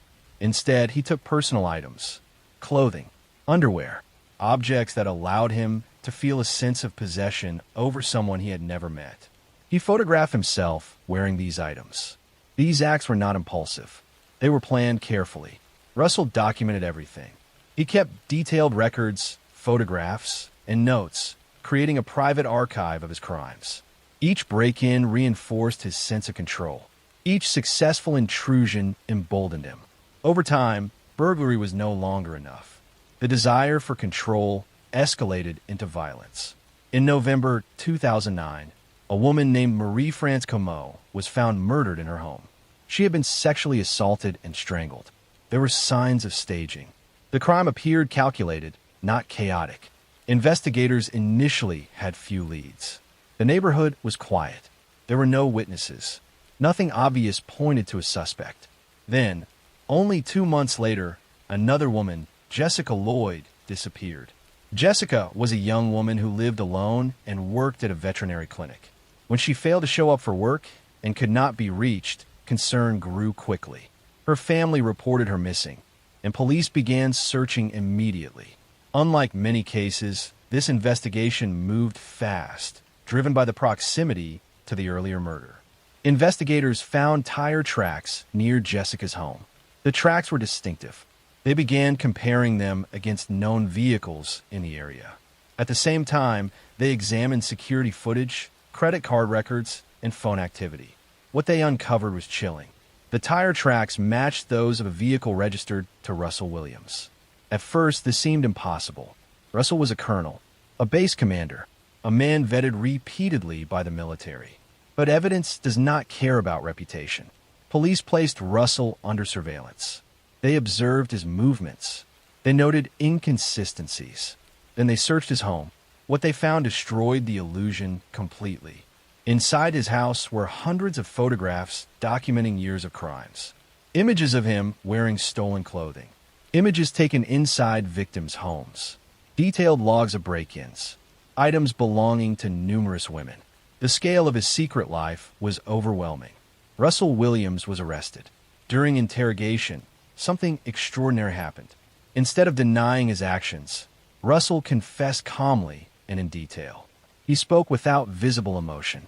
He explained his crimes methodically, describing how he selected homes, how he avoided detection, how his fantasies escalated over time. He described the murders without remorse, focusing on sequence and control rather than human impact. Investigators were struck by how controlled he remained throughout the confession. There was no panic, no collapse, just a man explaining his double life, as if reviewing a project. Russell led police to Jessica Lloyd's body, which he had concealed in a remote wooded area. Her remains confirmed his confession. He also admitted responsibility for the murder of Marie France Comeau. At trial, the evidence was overwhelming. The photographs, the records, the forensic matches. There was no ambiguity. Russell Williams pleaded guilty to multiple charges, including 2 counts of first-degree murder, sexual assault, and numerous break-ins. In 2010, he was sentenced to life in prison with no possibility of parole for 25 years. What makes this story so unsettling is not just the violence. It is the discipline, the structure, the way Russell Williams maintained absolute control over his public identity while nurturing a private world of escalating brutality. He did not appear chaotic. He did not appear unstable. He appeared organized, respected, and dependable. This case forces us to confront an uncomfortable truth. That evil does not always look disordered. Sometimes it wears a uniform. Sometimes it follows rules. Sometimes it hides so well that even those closest never see it coming. And by the time it is revealed, the damage has already been done. Next story. I'm going to tell a story about a crime that began with the disappearance of a small business owner on an ordinary evening. A case that initially appeared to be a man simply leaving town, but slowly developed into a complex investigation that uncovered a carefully planned murder hidden beneath a web of lies. In the autumn of 2008, the city of Boise, Idaho moved through its usual calm routine as the weather began to cool and daylight faded earlier each evening. Among the many small businesses operating in the downtown district was a family-owned electronics repair shop run by 40-year-old Michael Turner. Michael had built the business over more than a decade and had developed a loyal customer base in the community. Friends and employees described him as hardworking and methodical, someone who rarely missed a day of work and who handled every detail of his shop personally. On the evening of September 12th, Michael finished repairing several customer devices before closing the shop shortly after 7 o'clock. One of his employees later recalled that he seemed tired, but in good spirits as he locked the front door and stepped out onto the quiet street. Security cameras from a nearby building captured him walking to his pickup truck and driving away. That moment would become the last confirmed sighting of him alive.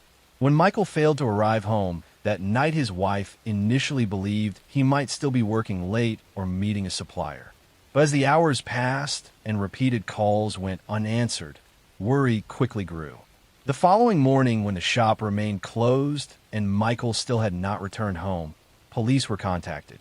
Detectives began by examining the security footage from the area around the repair shop. Cameras showed Michael's pickup leaving downtown and heading toward the residential neighborhood where he lived. But after passing through 2 intersections along that route, the vehicle suddenly turned in the opposite direction, moving toward a quieter industrial section of the city. Investigators could not immediately explain why he would go there. 2 days later, patrol officers discovered Michael's pickup parked behind an abandoned warehouse in that same industrial district. The vehicle was locked and appeared untouched from the outside. Inside, however, detectives noticed something troubling. Michael's wallet and phone were both sitting on the driver's seat. Forensic technicians carefully processed the vehicle. Under specialized lighting, they discovered small traces of blood along the steering wheel and the inside edge of the door. Laboratory testing later confirmed the blood belonged to Michael. The investigation quickly shifted from a missing person case to a suspected homicide. Detectives began reviewing Michael's personal and professional relationships. Employees describe him as fair but strict when it came to business matters. Financial records showed the repair shop had recently been involved in a dispute with a supplier over a shipment of expensive electronic components that had gone missing during delivery. The supplier was a logistics company owned by a man named Stephen Gallagher. Gallagher was 45 years old and had done business with Michael's shop for several years. Records showed that a shipment worth nearly $50,000 had recently been reported missing, and Michael had refused to pay the invoice while the issue remained unresolved. Investigators decided to interview Gallagher. During the conversation, he admitted there had been a disagreement over the shipment, but insisted the matter was being handled through business channels. He also claimed he had not seen Michael in several weeks. However, detectives soon discovered evidence that raised suspicion. Cell phone records placed Gallagher's phone in the same industrial district where Michael's truck had been found on the night he disappeared. When investigators confronted him with that information, Gallagher said he had simply been driving through the area on his way to another meeting. The explanation seemed weak, but detectives needed more evidence. A search warrant was obtained for Gallagher's cargo van. Inside the rear compartment, forensic technicians discovered fibers that matched the interior fabric from Michael's pickup truck. More significantly, they found faint blood traces along the metal floor panels that appear to have been partially cleaned. Laboratory testing confirmed the blood belonged to Michael. With the forensic evidence linking Gallagher's vehicle to the missing man, detectives brought him in for another interrogation. They carefully presented the evidence, including the phone records, fiber matches, and blood analysis. As the questioning continued, his story began to change. Eventually, Gallagher admitted that he had arranged to meet Michael that evening to discuss the missing shipment and the payment dispute. According to his statement, the meeting took place in the industrial district where Michael's truck was later discovered. Investigators believe the conversation quickly turned into a heated argument. During the confrontation, Gallagher attacked Michael. Realizing the seriousness of what had happened, he attempted to conceal the crime by moving the body away from the area and cleaning his vehicle. After several hours of questioning, he finally revealed where he had taken Michael. Detectives followed him to a remote stretch of land nearly 35 miles outside Boise, where a shallow grave had been hidden among tall grass and loose soil. The remains discovered at the site were later confirmed to be Michael Turner. The case went to trial the following year. Prosecutors presented a detailed timeline showing Michael leaving his repair shop, diverting from his normal route to meet Gallagher, and arriving in the industrial district where the confrontation occurred. Forensic experts testified about the blood evidence found in the van and the fibers linking the two vehicles. The defense attempted to argue that the confrontation had been sudden and unplanned, but prosecutors emphasized the deliberate steps Gallagher took afterward to conceal the body and clean his van. After deliberating, the jury returned a verdict of guilty. Stephen Gallagher was sentenced to life in prison without the possibility of parole. For Michael Turner's family, the conviction brought some measure of closure after months of uncertainty and grief. Friends and customers remembered him as someone who had spent years building a small business through dedication and hard work. The investigation into his disappearance demonstrated how even a case that begins with very little evidence can eventually be solved through persistence and careful forensic analysis. A few drops of blood inside a vehicle, phone records placing someone in the wrong place, and patient investigative work slowly revealed the truth behind a crime someone believed could remain hidden. In the end, the quiet industrial district where Michael's truck had been abandoned became the place where investigators first began uncovering the truth that eventually led to justice. Next story. I'm going to tell you a story about a man who lied so convincingly that even his closest family believed him. About a woman who trusted love over instinct, and about a crime that began with deception long before it ended in murder. This is a true crime story about Mark Hacking, a case that unfolded quietly, but revealed one of the most disturbing examples of how lies can replace reality. Mark Hacking was born into a respected family in Utah. His parents were successful, supportive, and deeply involved in their community. From a young age, Mark learned how to present himself well. He was polite, articulate, and appeared ambitious. Teachers and relatives described him as intelligent but emotionally fragile, someone who avoided confrontation and struggled under pressure. As Mark grew older, that pressure increased. He wanted to be impressive. He wanted approval. And most of all, he wanted to appear successful without doing the work required to be successful. In college, Mark met Lori Hacking. Lori was kind, patient, and grounded. She believed in honesty and effort. She worked hard, stayed focused, and trusted deeply. Where Mark exaggerated, Lori stabilized. Where Mark avoided reality, Lori confronted it gently. Their relationship developed quickly, and they married young. To Lori, Mark was a man with big dreams. To Mark, Lori was someone he needed to keep believing in those dreams. Mark told Lori he had been accepted into medical school.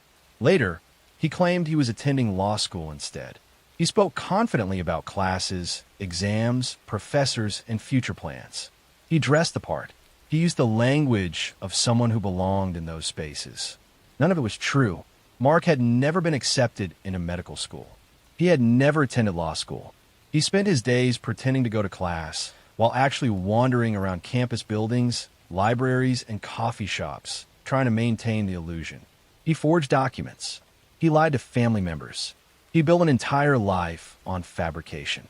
Lori eventually began to sense something was wrong. Details did not add up. Mark avoided specific questions. He grew defensive when pressed. Still, Lori loved him. She believed marriage meant patience and trust. When she finally confronted him seriously, Mark panicked. The lies were collapsing. On July 19, 2004, Mark and Lori went for an early morning walk near Memory Grove Park in Salt Lake City. Mark later told police that a stranger had attacked them. He claimed Lori was abducted while he escaped. From the beginning, investigators were skeptical.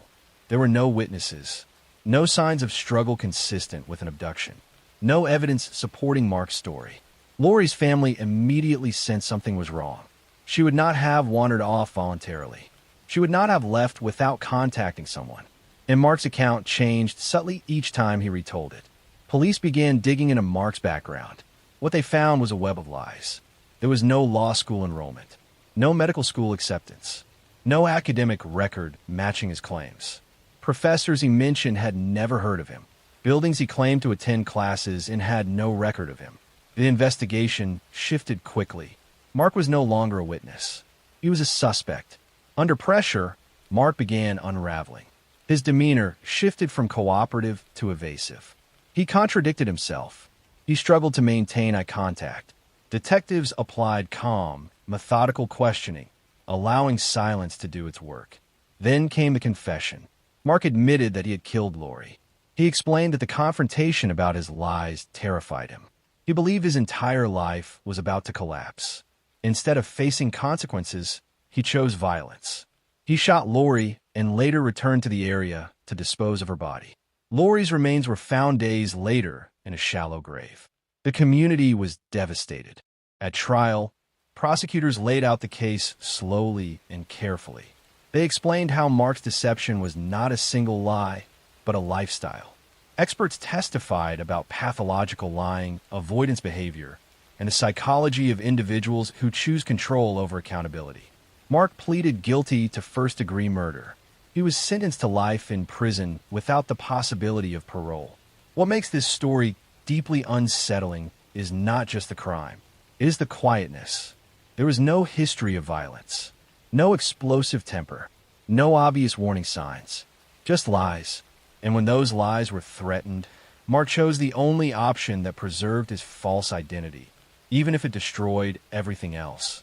This story reminds us that danger does not always come from anger. Sometimes it comes from fear. Fear of being exposed. Fear of disappointing others. Fear of reality itself.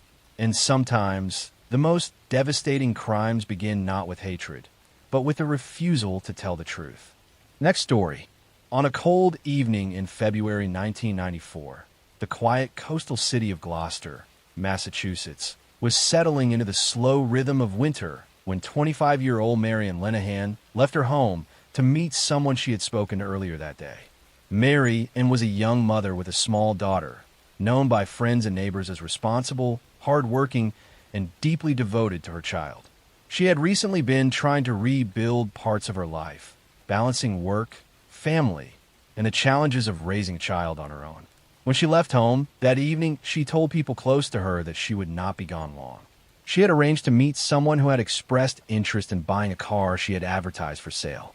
It seemed like an ordinary transaction, the kind that happens every day when strangers connect through a classified advertisement. Yet that meeting would become the last confirmed moment anyone saw her alive. When Mary failed to return home, concern grew quickly. family members tried calling friends and places she might have gone, but no one had heard from her. By the following day, the situation had become serious enough that police were contacted, and investigators began to piece together the events leading up to her disappearance. They learned that Mary had received a phone call from a man who claimed he wanted to purchase her vehicle. During the conversation, he asked several questions about the car and suggested meeting in person to discuss the sale. According to phone records and witness statements, the man had arranged to meet her later that evening in a nearby area. After that conversation, Mary prepared to leave, expecting a routine exchange that would likely take less than an hour. She drove away from her home and disappeared into the winter darkness. Investigators began their search by retracing Mary Ann's movements and identifying the person who had called about the car. Phone records became the first major clue. The number used to contact her was traced to a man named John Burbine, a local resident who lived only a short distance away. Burbine was not initially known to police as a violent criminal. On the surface, he appeared to live a relatively ordinary life, though neighbors later described him as quiet and somewhat withdrawn. Detectives decided to question him about the phone call and the planned meeting with Mary Ann. When officers first approached him, Burbine acknowledged that he had contacted her about the car, but claimed that he had changed his mind and never actually met her. According to his explanation, he had simply decided not to pursue the purchase. The explanation raised immediate suspicions. Phone records confirmed that Burbine had indeed spoken with Mary and shortly before she disappeared, and the timing of the call suggested that the meeting had been arranged very specifically. Investigators also discovered that the number he used was linked directly to his home. When detectives examined his timeline for the evening, several inconsistencies appeared. Burbine claimed he had been at home during the time Mary Ann vanished, yet he could not provide any witnesses who could confirm his whereabouts. The inconsistencies were enough to justify deeper investigation, and police obtained a warrant to search his property. What investigators discovered inside Burbine's home began to reveal the truth about what had happened that night. Evidence suggested that Mary Ann had indeed come to the house after responding to the offer to purchase her car. Signs of a violent struggle were found inside the residence, along with physical evidence linking her to the location.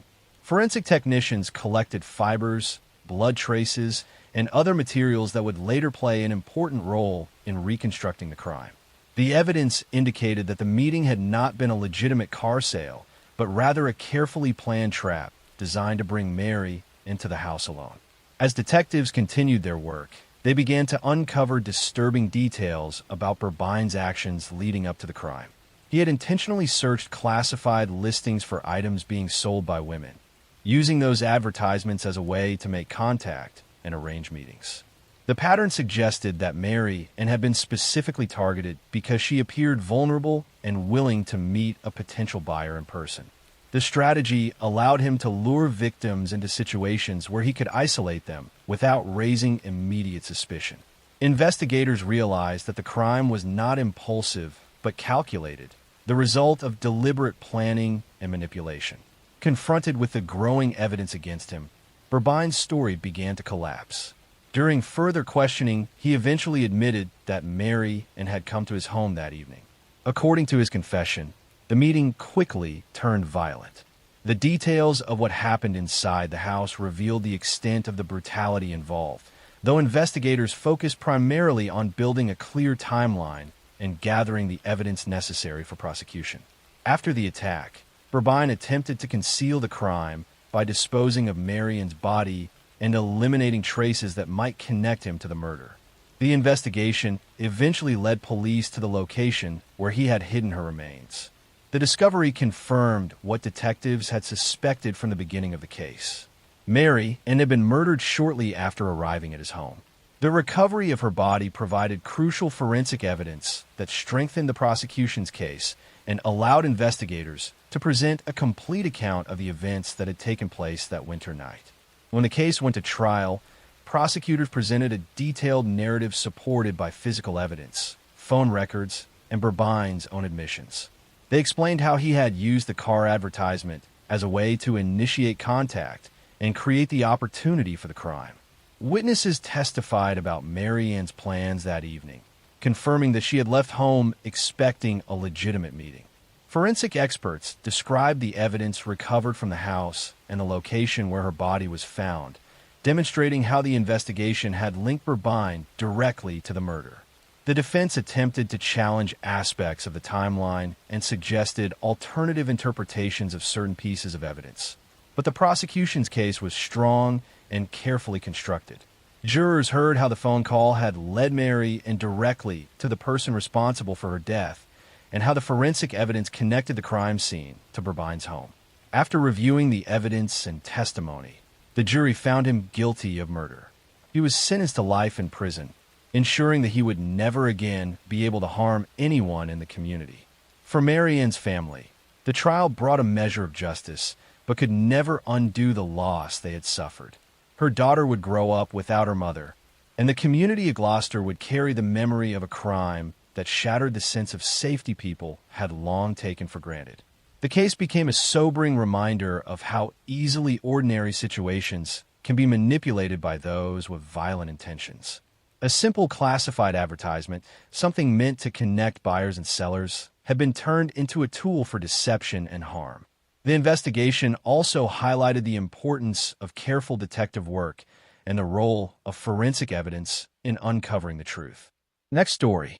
I'm going to tell you a story about a woman who weaponized arsenic, about a boarding house where lodgers checked in but never checked out, and about how one person turned hospitality into a profitable scheme of systematic elimination.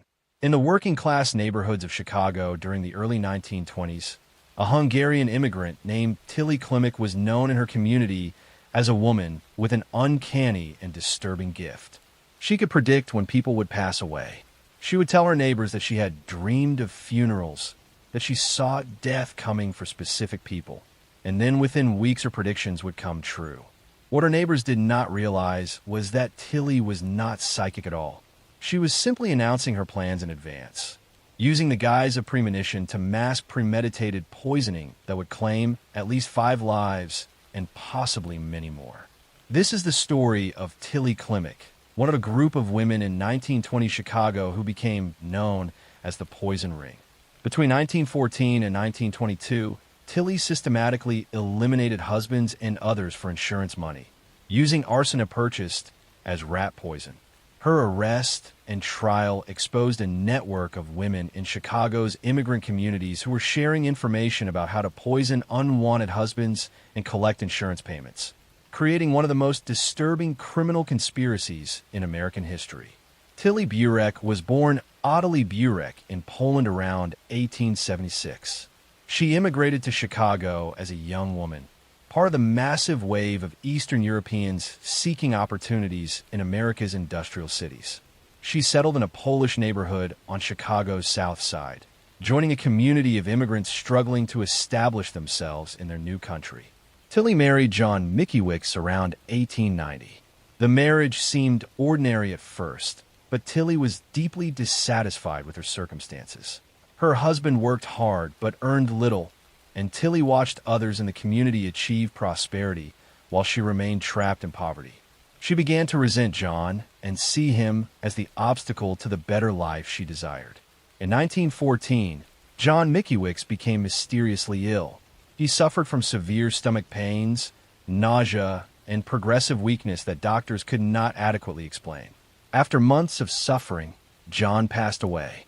Tilly collected his life insurance policy and showed no visible grief. Within months, she had begun searching for a new husband. Before John's passing, Tilly had made a chilling announcement to neighbors. She told them she had dreamed of John's funeral, that she could see his coffin and mourners. She described the vision in detail, explaining that she knew he would soon pass away. When John actually did die shortly after, neighbors were amazed at Tilly's apparent psychic abilities. Tilly married Joseph Guskowski in 1914, shortly after John's passing. Joseph was a hard-working man with savings, which made him attractive to Tilly. But like her first husband, Joseph soon began experiencing mysterious symptoms. He suffered from the same stomach ailments and weakness that had afflicted John. Before Joseph became seriously ill, Tilly again told neighbors about her premonitory dreams, describing Joseph's future funeral in disturbing detail. Joseph passed away after several months of illness, and once again, Tilly collected life insurance money.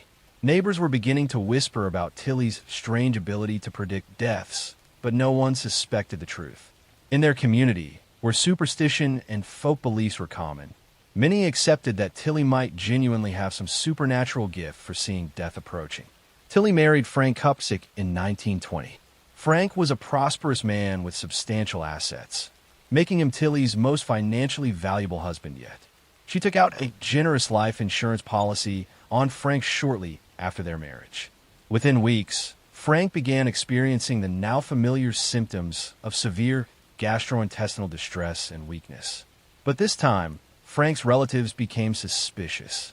Frank had been healthy and robust before marrying Tilly, and his sudden decline seemed wrong. His family insisted that doctors investigate more thoroughly, demanding tests beyond the standard examinations of the era. In 1922, doctors tested Frank's blood and discovered high levels of arsenic. Police were immediately notified, and a criminal investigation began. Detectives started examining Tilly's history and discovered the pattern of deceased husbands and insurance collections. They exhumed the bodies of John Mickiewicz and Joseph Guskowski and found both contained lethal amounts of arsenic. Further investigation revealed something even more disturbing. Tilly was part of a network of women in Chicago's immigrant neighborhoods who were sharing information about poisoning unwanted husbands. These women, many of them from Polish, Hungarian, and Italian communities, would discuss how to purchase arsenic under the guise of pest control, how to administer it to avoid immediate suspicion, and how to file insurance claims after their husbands passed away. The poison ring, as it became known, included several other women who were subsequently arrested and tried. The network had operated for years, with women protecting each other by providing alibis and supporting each other's claims that their husbands had died from natural illnesses. Tilly Klimek was arrested in 1922 and charged with the passing of Frank Kupsik. Her trial revealed the full extent of her crimes and the existence of the poison ring. Prosecutors presented the toxicology evidence showing fatal arsenic levels in multiple bodies. They demonstrated Tilly's pattern of marrying men, insuring them, and then poisoning them for profit. What made Tilly's case particularly memorable was her habit of predicting the deaths. Prosecutors argued this showed clear premeditation and planning. She was not acting impulsively, but was carefully orchestrating each elimination and even announcing it in advance, using the cover of supposed psychic dreams to mask her criminal intent. The defense attempted to argue that the arsenic could have come from environmental sources or that the deaths were coincidental. But the evidence was overwhelming. The pattern was too clear, the arsenic levels too high, and the financial motives too obvious. On November 27, 1922, Tilly Klimek was convicted of taking Frank Kupsik's life. She was sentenced to life imprisonment at the Illinois State Penitentiary. Several other women from the poison ring were also convicted and sentenced, though Tilly received the most publicity due to her eerie predictions and the number of her victims. Tilly served her sentence at Joliet Prison in Illinois. She maintained her innocence throughout her imprisonment, claiming she was being persecuted for bad luck rather than criminal behavior. She passed away in prison in 1936 at approximately age 60, having served 14 years of her life sentence. The Tilly Klimek case and the broader poison ring scandal shocked Chicago and the nation. It revealed how groups of women in immigrant communities, frustrated by poverty and unhappy marriages, had turned to systematic poisoning as a solution to their problems. The ease with which arsenic could be purchased as rat poison and the difficulty of detecting it in an era before sophisticated toxicology made it an attractive method for those willing to commit such crimes. The case led to stricter regulations on the sale of arsenic and other poisons. Next story. In the summer of 1995, in the small city of Riverside, California, 33-year-old bank manager Sandra Martinez lived what many people considered a stable and predictable life. She had built a steady career in banking, was known among colleagues for her meticulous attention to detail, and lived alone in a modest apartment not far from the branch where she worked. Sandra's days followed a routine that rarely changed. She would leave home early, open the bank with her staff, work through the busy hours of customer transactions, and then return home in the evening to quiet surroundings. Friends described her as cautious and organized, someone who rarely took risks and preferred familiar patterns. That routine made the events of July 18th stand out sharply, because that evening Sandra simply vanished during what should have been the most ordinary part of her day. Sandra had finished work shortly before closing time and left the bank around 6 in the evening. Coworkers remembered that she seemed completely normal, chatting briefly about weekend plans and mentioning that she intended to stop by a grocery store before heading home. Surveillance footage from the store later confirmed that she had indeed stopped there. She purchased a few basic items, paid in cash, and walked out carrying a small bag. That moment would become the last confirmed sighting of her alive. When Sandra failed to show up for work the next morning, her absence immediately raised concern among coworkers who knew how reliable she was. After repeated calls to her apartment went unanswered, the bank manager contacted police and reported her missing. Officers arrived at Sandra's apartment later that day and found something that made the situation even more troubling. Her car was parked outside exactly where it should have been, but inside the apartment there were subtle signs that something was wrong. The groceries she had purchased the night before were still sitting on the kitchen counter, partially unpacked. Her purse was on the table, and her keys were lying nearby. It looked as though she had entered the apartment and started putting things away before being interrupted. Yet there were no clear signs of forced entry or violent struggle. The scene suggested that Sandra had encountered someone she either trusted or at least did not immediately fear. Detectives began examining Sandra's personal and professional life in detail. They interviewed coworkers, neighbors, friends, and family members, looking for any sign of conflict or unusual behavior in the days leading up to her disappearance. At first, nothing significant emerged. Sandra had no known enemies and no obvious personal disputes. However, when investigators reviewed records from the bank where she worked, they discovered that she had recently been involved in an internal review of suspicious financial activity connected to several large withdrawals.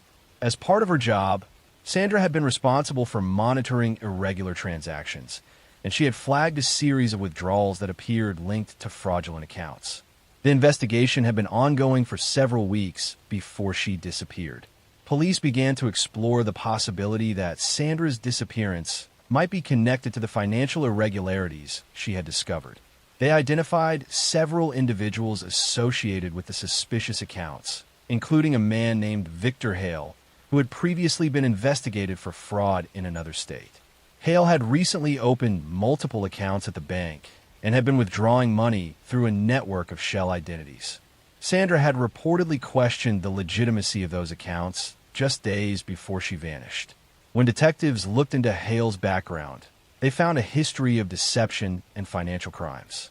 Although he had never been convicted of violent offenses, his pattern of behavior suggested that he was willing to manipulate and exploit systems for personal gain. Investigators located Hale and brought him in for questioning. During the interview, he admitted to having accounts at the bank, but denied any involvement in Sandra's disappearance. He claimed he had never met her outside of routine banking interactions. However, detectives soon uncovered evidence contradicting his story. Security footage from the bank showed Hale visiting the branch several times in the week before Sandra vanished, often requesting to speak with her directly about account issues. Phone records also indicated that he had placed a call to Sandra's apartment the evening she disappeared, a fact he had not mentioned during questioning. As the investigation deepened, forensic teams re-examined Sandra's apartment for overlooked evidence. In the living room, they discovered faint traces of blood that had not been visible during the initial search. The pattern suggested that a struggle had occurred near the entrance to the apartment. Additional analysis revealed fibers that did not belong to Sandra and were later matched to materials found in Hale's vehicle. Detectives obtained a warrant to search the car, and inside they discovered more fibers and small traces of biological material that connected him to the scene. Confronted with this mounting evidence, Hale's explanation began to change. He admitted that he had gone to Sandra's apartment that evening to confront her about the financial investigation at the bank.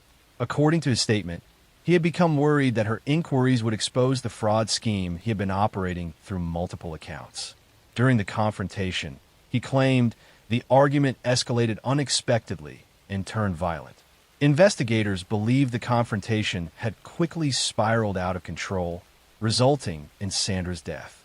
Hale eventually led detectives to a remote desert area outside the city where he had hidden Sandra's body. The discovery confirmed the worst fears of those who had been searching for her. Forensic evidence collected from the site further strengthened the case against him, linking the location to soil samples found in his vehicle and clothing. Prosecutors now had a complete narrative supported by physical evidence, digital records, and Hale's own statements.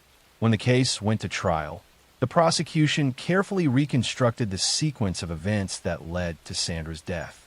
They explained how her discovery of fraudulent bank activity had threatened Hale's financial scheme and how he had decided to confront her in an attempt to intimidate or silence her. Witnesses from the bank described Sandra's role in the investigation and her growing concern about the suspicious transactions. Forensic experts presented the evidence recovered from the apartment and Hale's car, demonstrating the connections that placed him at the scene of the crime. The defense attempted to argue that the confrontation had been accidental and unplanned, but the prosecution emphasized the deliberate steps Hale had taken afterward to conceal the crime. The jury ultimately found him guilty of murder and fraud-related charges. He was sentenced to life in prison, bringing an end to a case that had deeply affected the Riverside community. Sandra Martinez had simply been doing her job, investigating irregular financial activity as part of her responsibilities at the bank. Her determination to follow the evidence led her to uncover a scheme that someone was willing to protect at any cost. Next story. I'm going to tell you a story about a disappearance that changed the way an entire country looked at its own landscape, a disappearance that began on a long, empty road cutting through the Australian outback. It is a place where the silence is so heavy it feels like part of the air, where the land stretches so endlessly that even the smallest disturbance can vanish into the horizon without a trace. This is the true story of the night British traveler Peter Falconio vanished. The night his girlfriend Joanne Lees escaped into the desert, and the man who was later found responsible, a drifter named Bradley John Murdoch. It is one of the most carefully studied investigations in Australian history, and yet it remains one of its darkest mysteries because one crucial piece of it has never been recovered. The story begins in the summer of 2001. Peter Falconio and Joanne Lees were backpackers from the United Kingdom, exploring Australia the way thousands of young travelers did at the time. They were following the Stuart Highway, a remote road that runs through the heart of the continent. It is a highway surrounded by stretches of red sand, scraggly bushes, and flatland that looks the same in every direction for miles. Many travelers say that after a while, you stop feeling like you're driving across a country and start feeling like the world around you has become one repeating landscape looping endlessly. On the night of July 21st, the two of them were driving their orange camper van beneath a deep outback sky. Stars in that part of Australia are brighter than anywhere else because there is no city nearby to dim them. The night was quiet, the road empty except for the occasional train thundering past. It felt peaceful, the kind of night where nothing unusual should happen. But behind them, a white four-wheel drive vehicle trailed them for miles.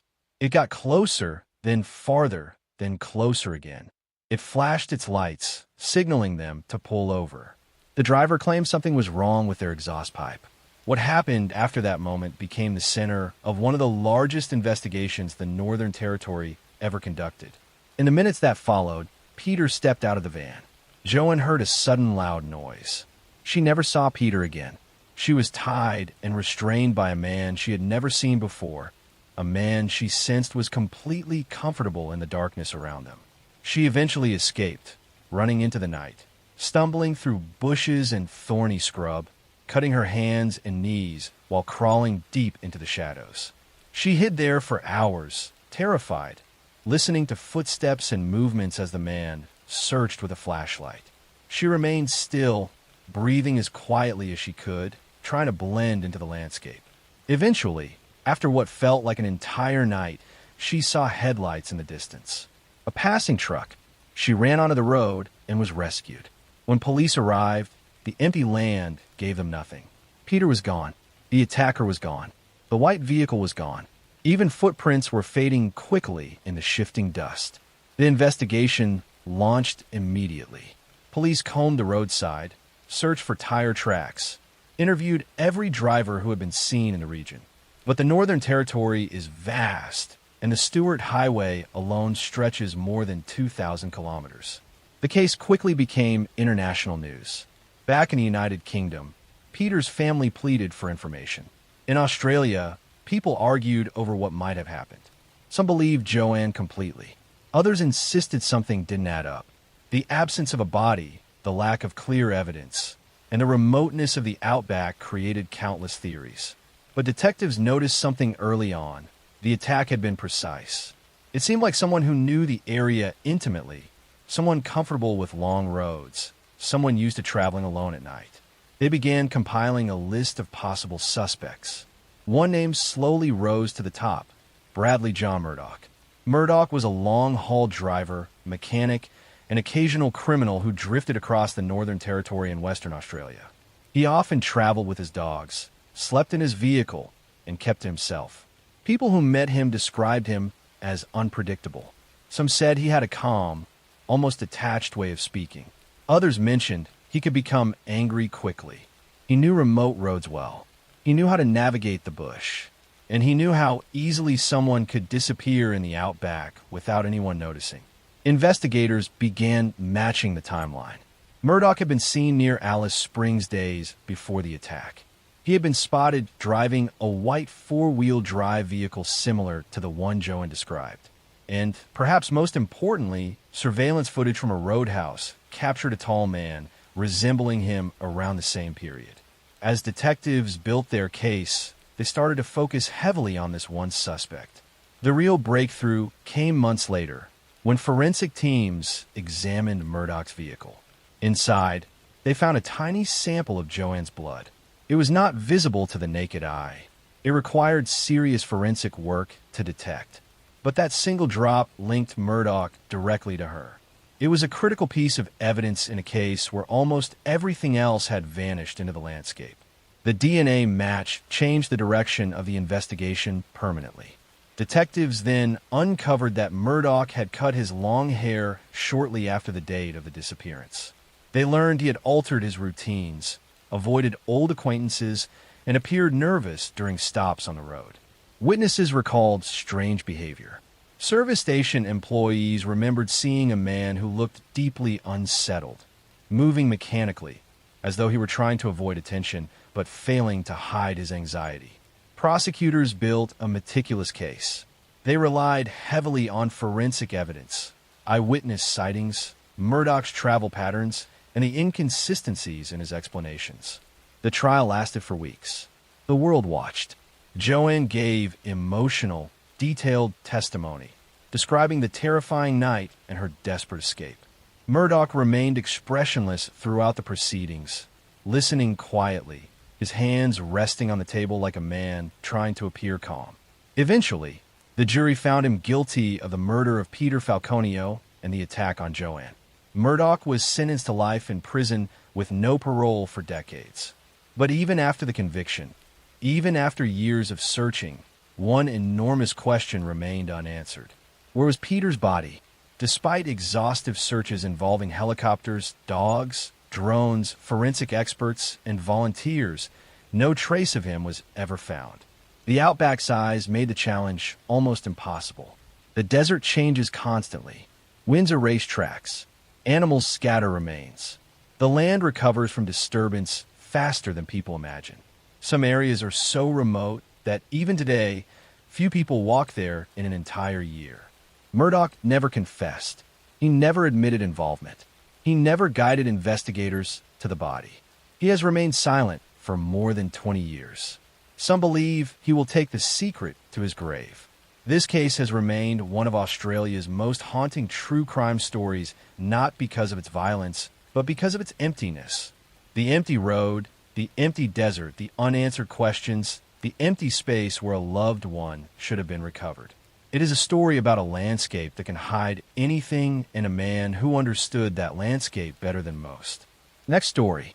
I'm going to tell you a story about betrayal in the most intimate form, about a man who used charm as a weapon, and about how trust can become the deadliest vulnerability of all.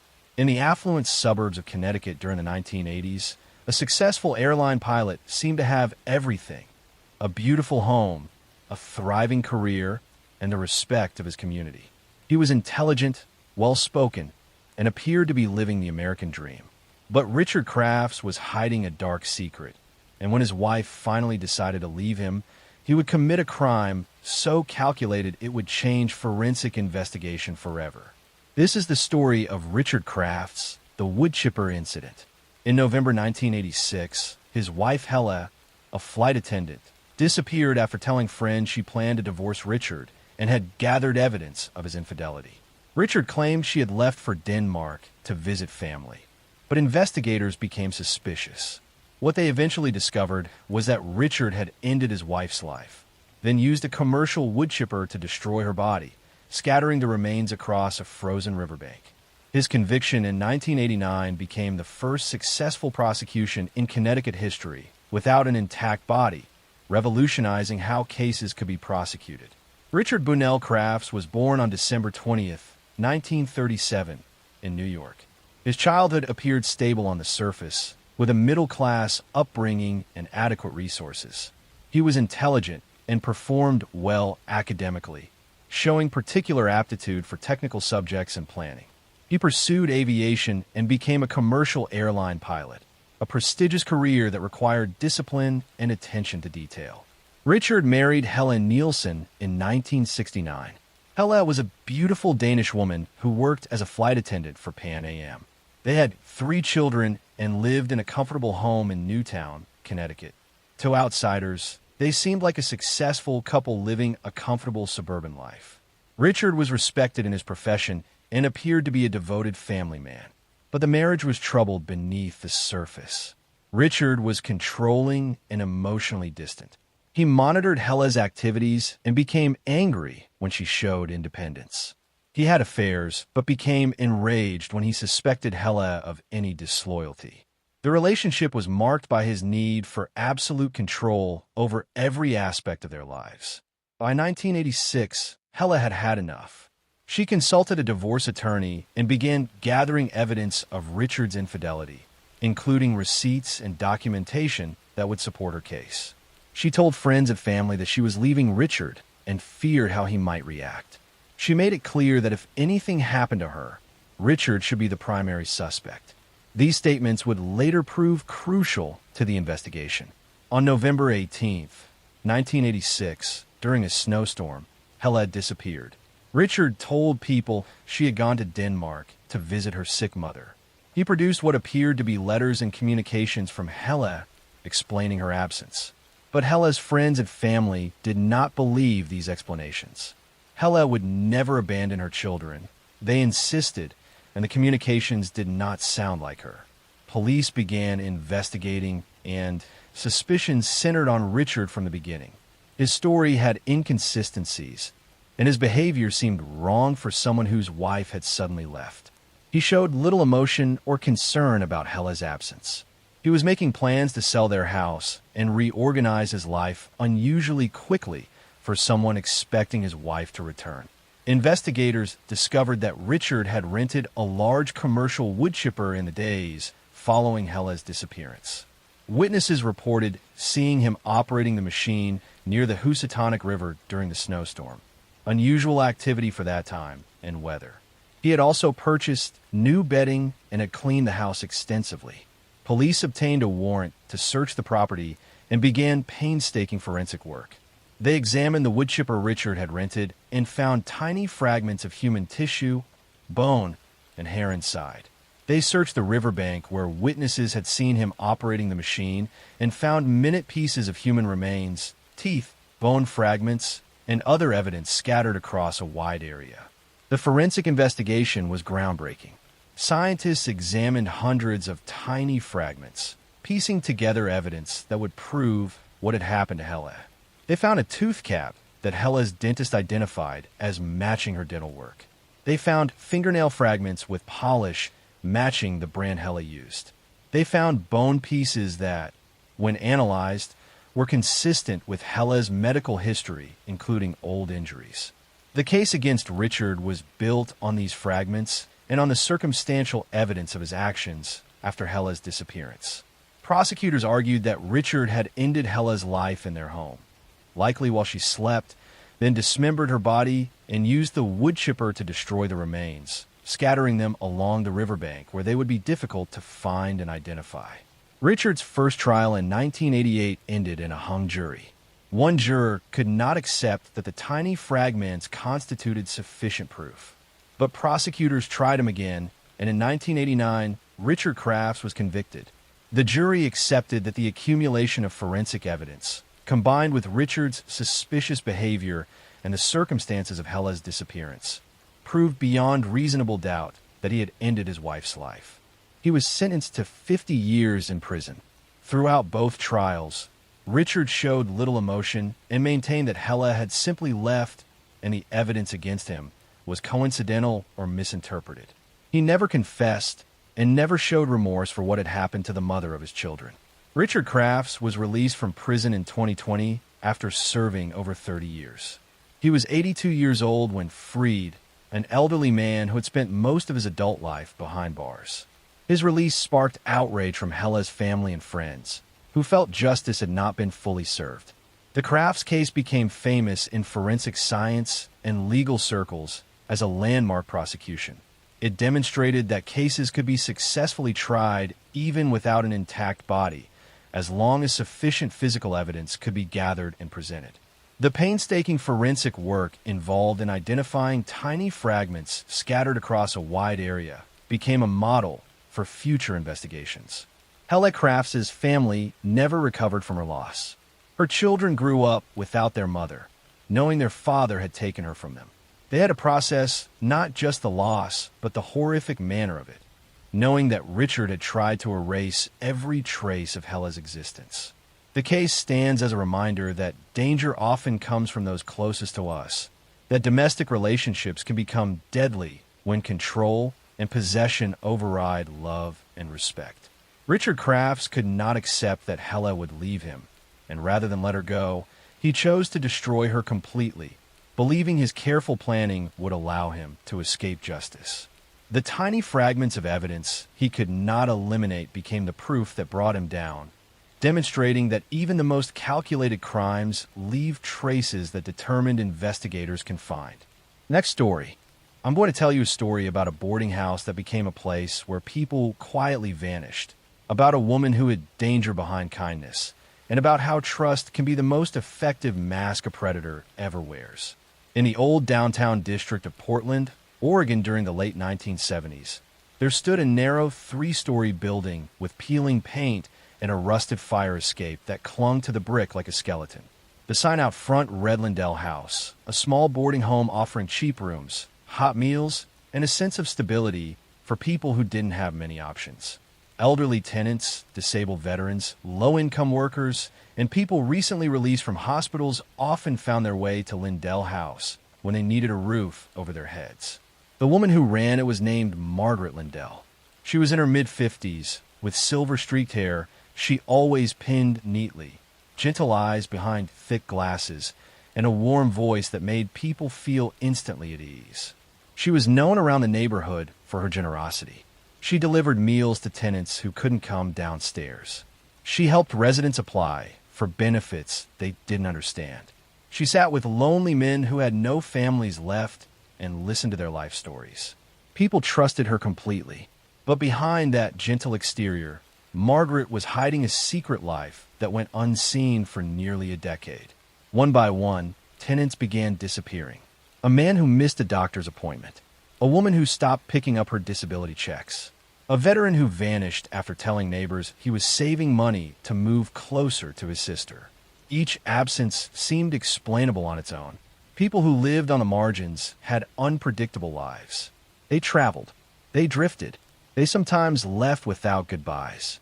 No one suspected that many of them never made it past the walls of the boarding house. Margaret was born in 1924 in a small farming town outside Salem. Her childhood was built around instability. Her father struggled with alcohol, and her mother worked constantly to support the family. Margaret learned early how to manage a household, how to stretch every penny, and how to keep the peace in a home filled with tension. When she was 19, she married a machinist named Frank. The marriage was troubled from the beginning. Frank drank heavily and often disappeared for days. Margaret worked as a caregiver for elderly neighbors to earn extra income. After Frank passed away suddenly in the 1960s, Margaret found herself alone and financially strained.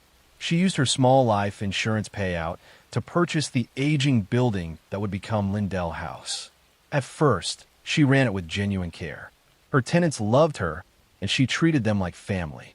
But over the next decade, Margaret discovered that she could gain financially from tenants who had no close relatives. She helped them apply for disability payments and pensions, gaining access to their paperwork and bank information under the guise of assisting them. By the early 1970s, Margaret was quietly collecting the monthly benefits of several former tenants who no longer lived at the residence. She kept this deception hidden by marking them as temporarily relocated or by telling neighbors that they had checked into hospitals. It might have remained simple fraud if Margaret hadn't realized something darker. People with no family and no close contacts could disappear without questions. Investigators later believe that her first victim was a man named Thomas Avery, a 71-year-old former carpenter who moved into Lindell House in 1974. Thomas suffered from chronic pain and limited mobility. Margaret often helped him with meals and medication. One evening, Thomas told another resident he planned to move out soon and live with a nephew on the coast. He was never seen again. Margaret told the other tenants that Thomas had left early in the morning to meet a moving truck. No one challenged her explanation. Over the next several years, more tenants quietly vanished. A middle-aged woman with schizophrenia who routinely wandered the nearby streets. A young man with epilepsy who had been disowned by his family. A disabled veteran who depended entirely on Margaret for assistance. Each disappearance was explained away by Margaret with calm, believable stories. People assumed the missing tenants had drifted away to new cities, new hospitals, or new opportunities. Margaret continued collecting their benefit checks. The truth stayed buried until 1983, when a social worker named Linda Navarro began investigating unusual delays in verifying the status of several former tenants of Lindell House. Linda had tried contacting 3 individuals listed at the boarding house, but all attempts failed. When she visited the property to ask Margaret for information, Margaret provided vague explanations. Linda left uneasy. Something about the way Margaret avoided specifics seemed wrong. Linda returned with a police officer for a follow-up check. Margaret appeared flustered and insisted that the missing tenants had moved away voluntarily. But their personal belongings, medical equipment, and clothing were still inside their rooms. The officer requested a warrant to search the property. When authorities began examining the basement of Lindell House, they discovered disturbed soil beneath a wooden platform. The earth had been recently packed and smoothed over. When they began to dig, they uncovered human remains. Further excavation revealed multiple burial sites, carefully arranged and concealed under decades of dust and clutter.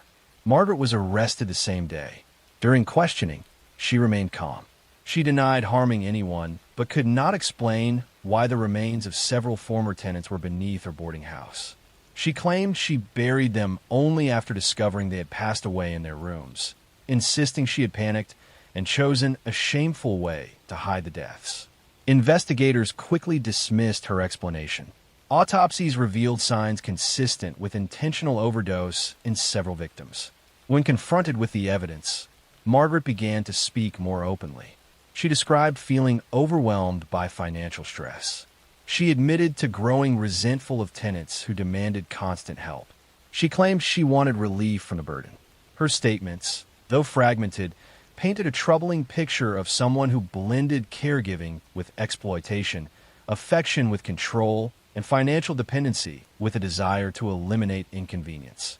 Margaret was charged with multiple counts of homicide and fraud. Her trial lasted several months and drew widespread media attention. Former tenants testified about her kindness, describing her as someone who had seemed incapable of harm.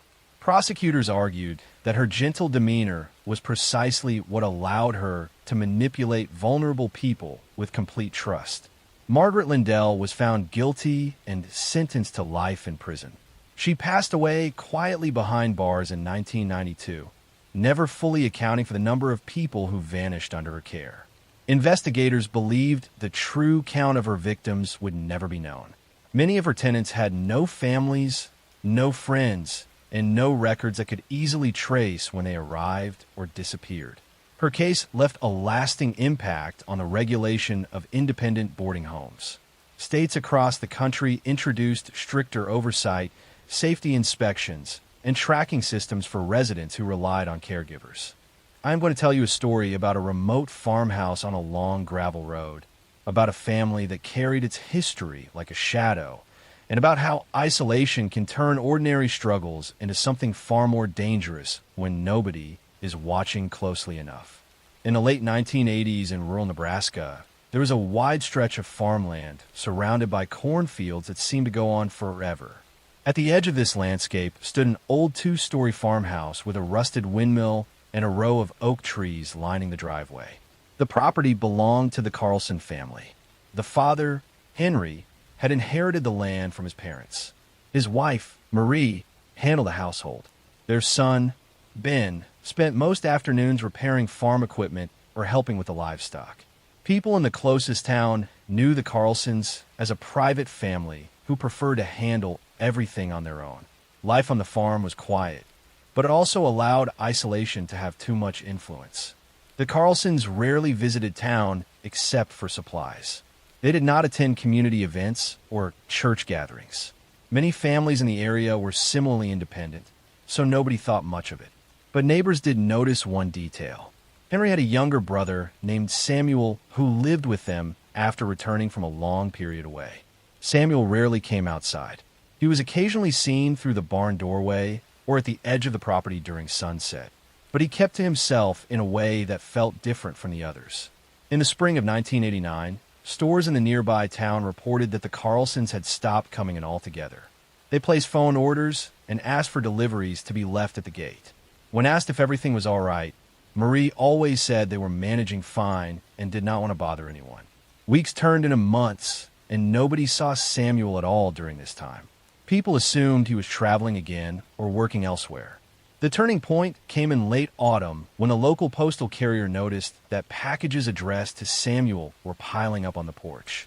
Some were medical statements. Others were letters from state agencies. They remained unopened for weeks. When the carrier mentioned this to a deputy during a casual conversation, the deputy decided to perform a wellness check. In rural areas, wellness checks are usually quick and uneventful. But this one took a different direction. When the deputy arrived, Henry stepped out from a barn and tried to wave him off. He said the family was preparing for winter and did not have time for visitors. The deputy explained that unopened mail for a family member triggered concern. Henry insisted everything was fine, but as they spoke, the deputy noticed something odd. The windows of the house were covered from the inside, not with curtains, but with sheets of plywood. The windmill behind the house was bound with rope to prevent it from turning, something farmers rarely do unless there is structural damage. And Samuel's truck sat in the same spot where it had rested months earlier, tires sinking slightly into the soil. The deputy requested to speak with Marie. She appeared at the back door, looking tired and unsettled. When asked about Samuel's whereabouts, she hesitated before saying he was staying with relatives. The deputy asked for the relative's contact information. She said she did not have it. The deputy knew this did not match the unopened mail that clearly showed Samuel was still registered at the farm. He radioed for permission to conduct a more thorough check. Inside the house, investigators found signs that something had gone wrong long before the visit. The living room was sparse, as if furniture had been removed. The kitchen table held stacks of financial documents with Samuel's name on them, each stamped overdue. In a locked storage room, they discovered personal belongings that should not have been untouched. There were Samuel's jackets, his tools, and notebooks he had kept while working on the farm. Everything was undisturbed, as if he had simply vanished without preparing to leave. A deeper search led to the basement. The entrance was blocked by a heavy shelving unit, but when investigators moved it aside, they found a small stairway leading into a dimly lit room. The space was cold, with concrete walls and a narrow bed. Medical wrappers and empty water jugs were scattered near the corner. There were marks on the wall, showing days counted in long rows. The final row ended abruptly. Investigators concluded that Samuel had been living in the basement for an extended period. The evidence suggested he had been kept there under the guise of treatment. Records later revealed he struggled with mental health issues after returning home years earlier. The family, believing they could manage his care alone, had isolated him from the world. They avoided hospitals and refused outside support. At some point, the situation escalated into severe neglect, and Samuel's condition deteriorated beyond recovery. Forensic teams searched the entire property, eventually discovering remains buried beneath the old windmill. The findings indicated Samuel had passed away at least a year before the investigation began. Instead of seeking help or reporting his death, the family had concealed it, continuing to accept medical reimbursements and disability benefits in his name. The plywood-covered windows, the restricted access to the farm, and the halted visits to town were all part of their attempt to hide the truth. Henry and Marie faced charges related to neglect, concealment, and fraud. The court heard testimony about their belief that they were caring for Samuel privately, but the evidence showed a long pattern of control, fear, and an unwillingness to let professionals intervene. Their son, Ben, testified that he had tried to convince his parents to seek help, but they refused, insisting that outsiders would break the family apart. The town reacted with a mixture of grief and disbelief. Many had assumed the Carlsons were simply private people coping with the challenges of rural life. The case led to changes in local policies. County officials increased wellness checks in remote areas, especially for residents who relied on medical assistance. State agencies improved monitoring systems for long-term benefit recipients. Volunteers formed a small outreach program to visit isolated farms and offer support before problems grew too large to manage. The farmhouse was eventually abandoned. New owners later renovated the property, removing the plywood and clearing the land. But residents who lived through that period still recall the years when the Carlsons remained hidden behind silence and self-reliance.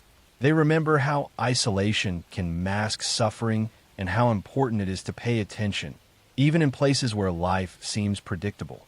The story of the Carlson family is not about dramatic events or sensational moments. It is about how loneliness, pride, and fear can combine into something dangerous when help is pushed away for too long. It is a reminder that isolation can change the course of a family without anyone noticing, and that communities must remain aware of the small signs that something is not as ordinary as it appears.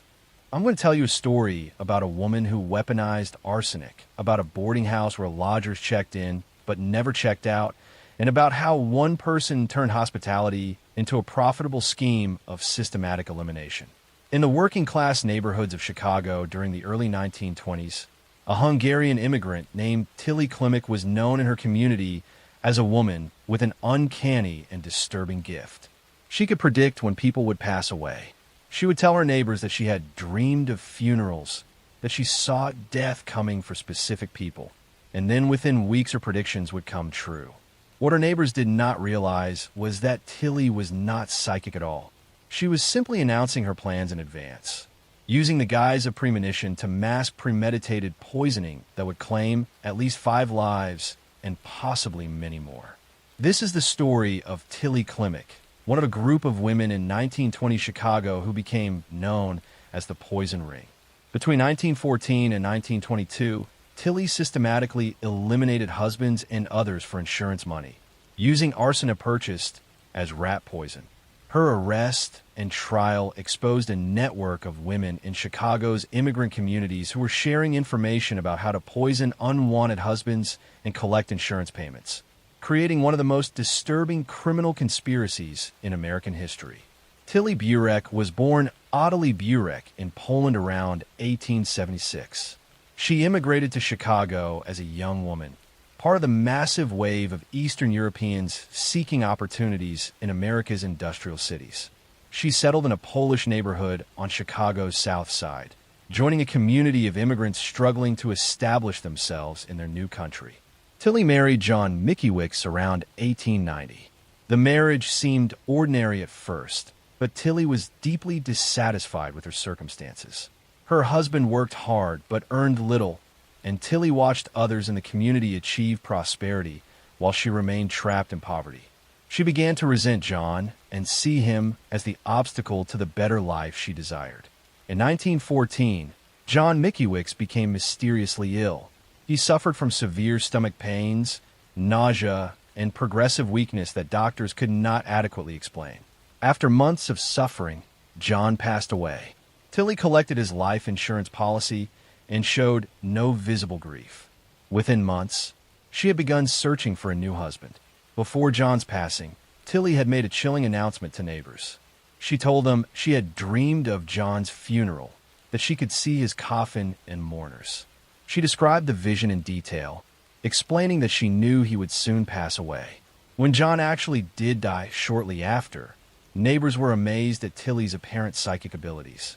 Tilly married Joseph Guskowski in 1914, shortly after John's passing. Joseph was a hard-working man with savings, which made him attractive to Tilly. But like her first husband, Joseph soon began experiencing mysterious symptoms. He suffered from the same stomach ailments and weakness that had afflicted John. Before Joseph became seriously ill, Tilly again told neighbors about her premonitory dreams, describing Joseph's future funeral in disturbing detail. Joseph passed away after several months of illness, and once again Tilly collected life insurance money. Neighbors were beginning to whisper about Tilly's strange ability to predict deaths, but no one suspected the truth. In their community, where superstition and folk beliefs were common, many accepted that Tilly might genuinely have some supernatural gift for seeing death approaching. Tilly married Frank Kupsik in 1920. Frank was a prosperous man with substantial assets, making him Tilly's most financially valuable husband yet. She took out a generous life insurance policy on Frank shortly after their marriage. Within weeks, Frank began experiencing the now familiar symptoms of severe gastrointestinal distress and weakness. But this time, Frank's relatives became suspicious. Frank had been healthy and robust before marrying Tilly, and his sudden decline seemed wrong. His family insisted that doctors investigate more thoroughly, demanding tests beyond the standard examinations of the era. In 1922, doctors tested Frank's blood and discovered high levels of arsenic. Police were immediately notified, and a criminal investigation began. Detectives started examining Tilly's history and discovered the pattern of deceased husbands and insurance collections. They exhumed the bodies of John Mickiewicz and Joseph Guskowski and found both contained lethal amounts of arsenic. Further investigation revealed something even more disturbing. Tilly was part of a network of women in Chicago's immigrant neighborhoods who were sharing information about poisoning unwanted husbands. These women, many of them from Polish, Hungarian, and Italian communities, would discuss how to purchase arsenic under the guise of pest control, how to administer it to avoid immediate suspicion, and how to file insurance claims after their husbands passed away. The poison ring, as it became known, included several other women who were subsequently arrested and tried. The network had operated for years, with women protecting each other by providing alibis and supporting each other's claims that their husbands had died from natural illnesses. Tilly Klimek was arrested in 1922 and charged with the passing of Frank Kupsik. Her trial revealed the full extent of her crimes and the existence of the poison ring. Prosecutors presented the toxicology evidence showing fatal arsenic levels in multiple bodies. They demonstrated Tilly's pattern of marrying men, insuring them, and then poisoning them for profit. What made Tilly's case particularly memorable was her habit of predicting the deaths. Prosecutors argued this showed clear premeditation and planning. She was not acting impulsively, but was carefully orchestrating each elimination and even announcing it in advance, using the cover of supposed psychic dreams to mask her criminal intent. The defense attempted to argue that the arsenic could have come from environmental sources or that the deaths were coincidental. But the evidence was overwhelming. The pattern was too clear, the arsenic levels too high, and the financial motives too obvious. On November 27, 1922, Tilly Klimek was convicted of taking Frank Kupczyk's life. She was sentenced to life imprisonment at the Illinois State Penitentiary. Several other women from the poison ring were also convicted and sentenced, though Tilly received the most publicity due to her eerie predictions and the number of her victims. Tilly served her sentence at Joliet Prison in Illinois. She maintained her innocence throughout her imprisonment, claiming she was being persecuted for bad luck rather than criminal behavior. She passed away in prison in 1936 at approximately age 60, having served 14 years of her life sentence. The Tilly Klimek case and the broader poison ring scandal shocked Chicago and the nation. It revealed how groups of women in immigrant communities, frustrated by poverty and unhappy marriages, had turned to systematic poisoning as a solution to their problems. The ease with which arsenic could be purchased as rat poison and the difficulty of detecting it in an era before sophisticated toxicology made it an attractive method for those willing to commit such crimes. The case led to stricter regulations on the sale of arsenic and other poisons.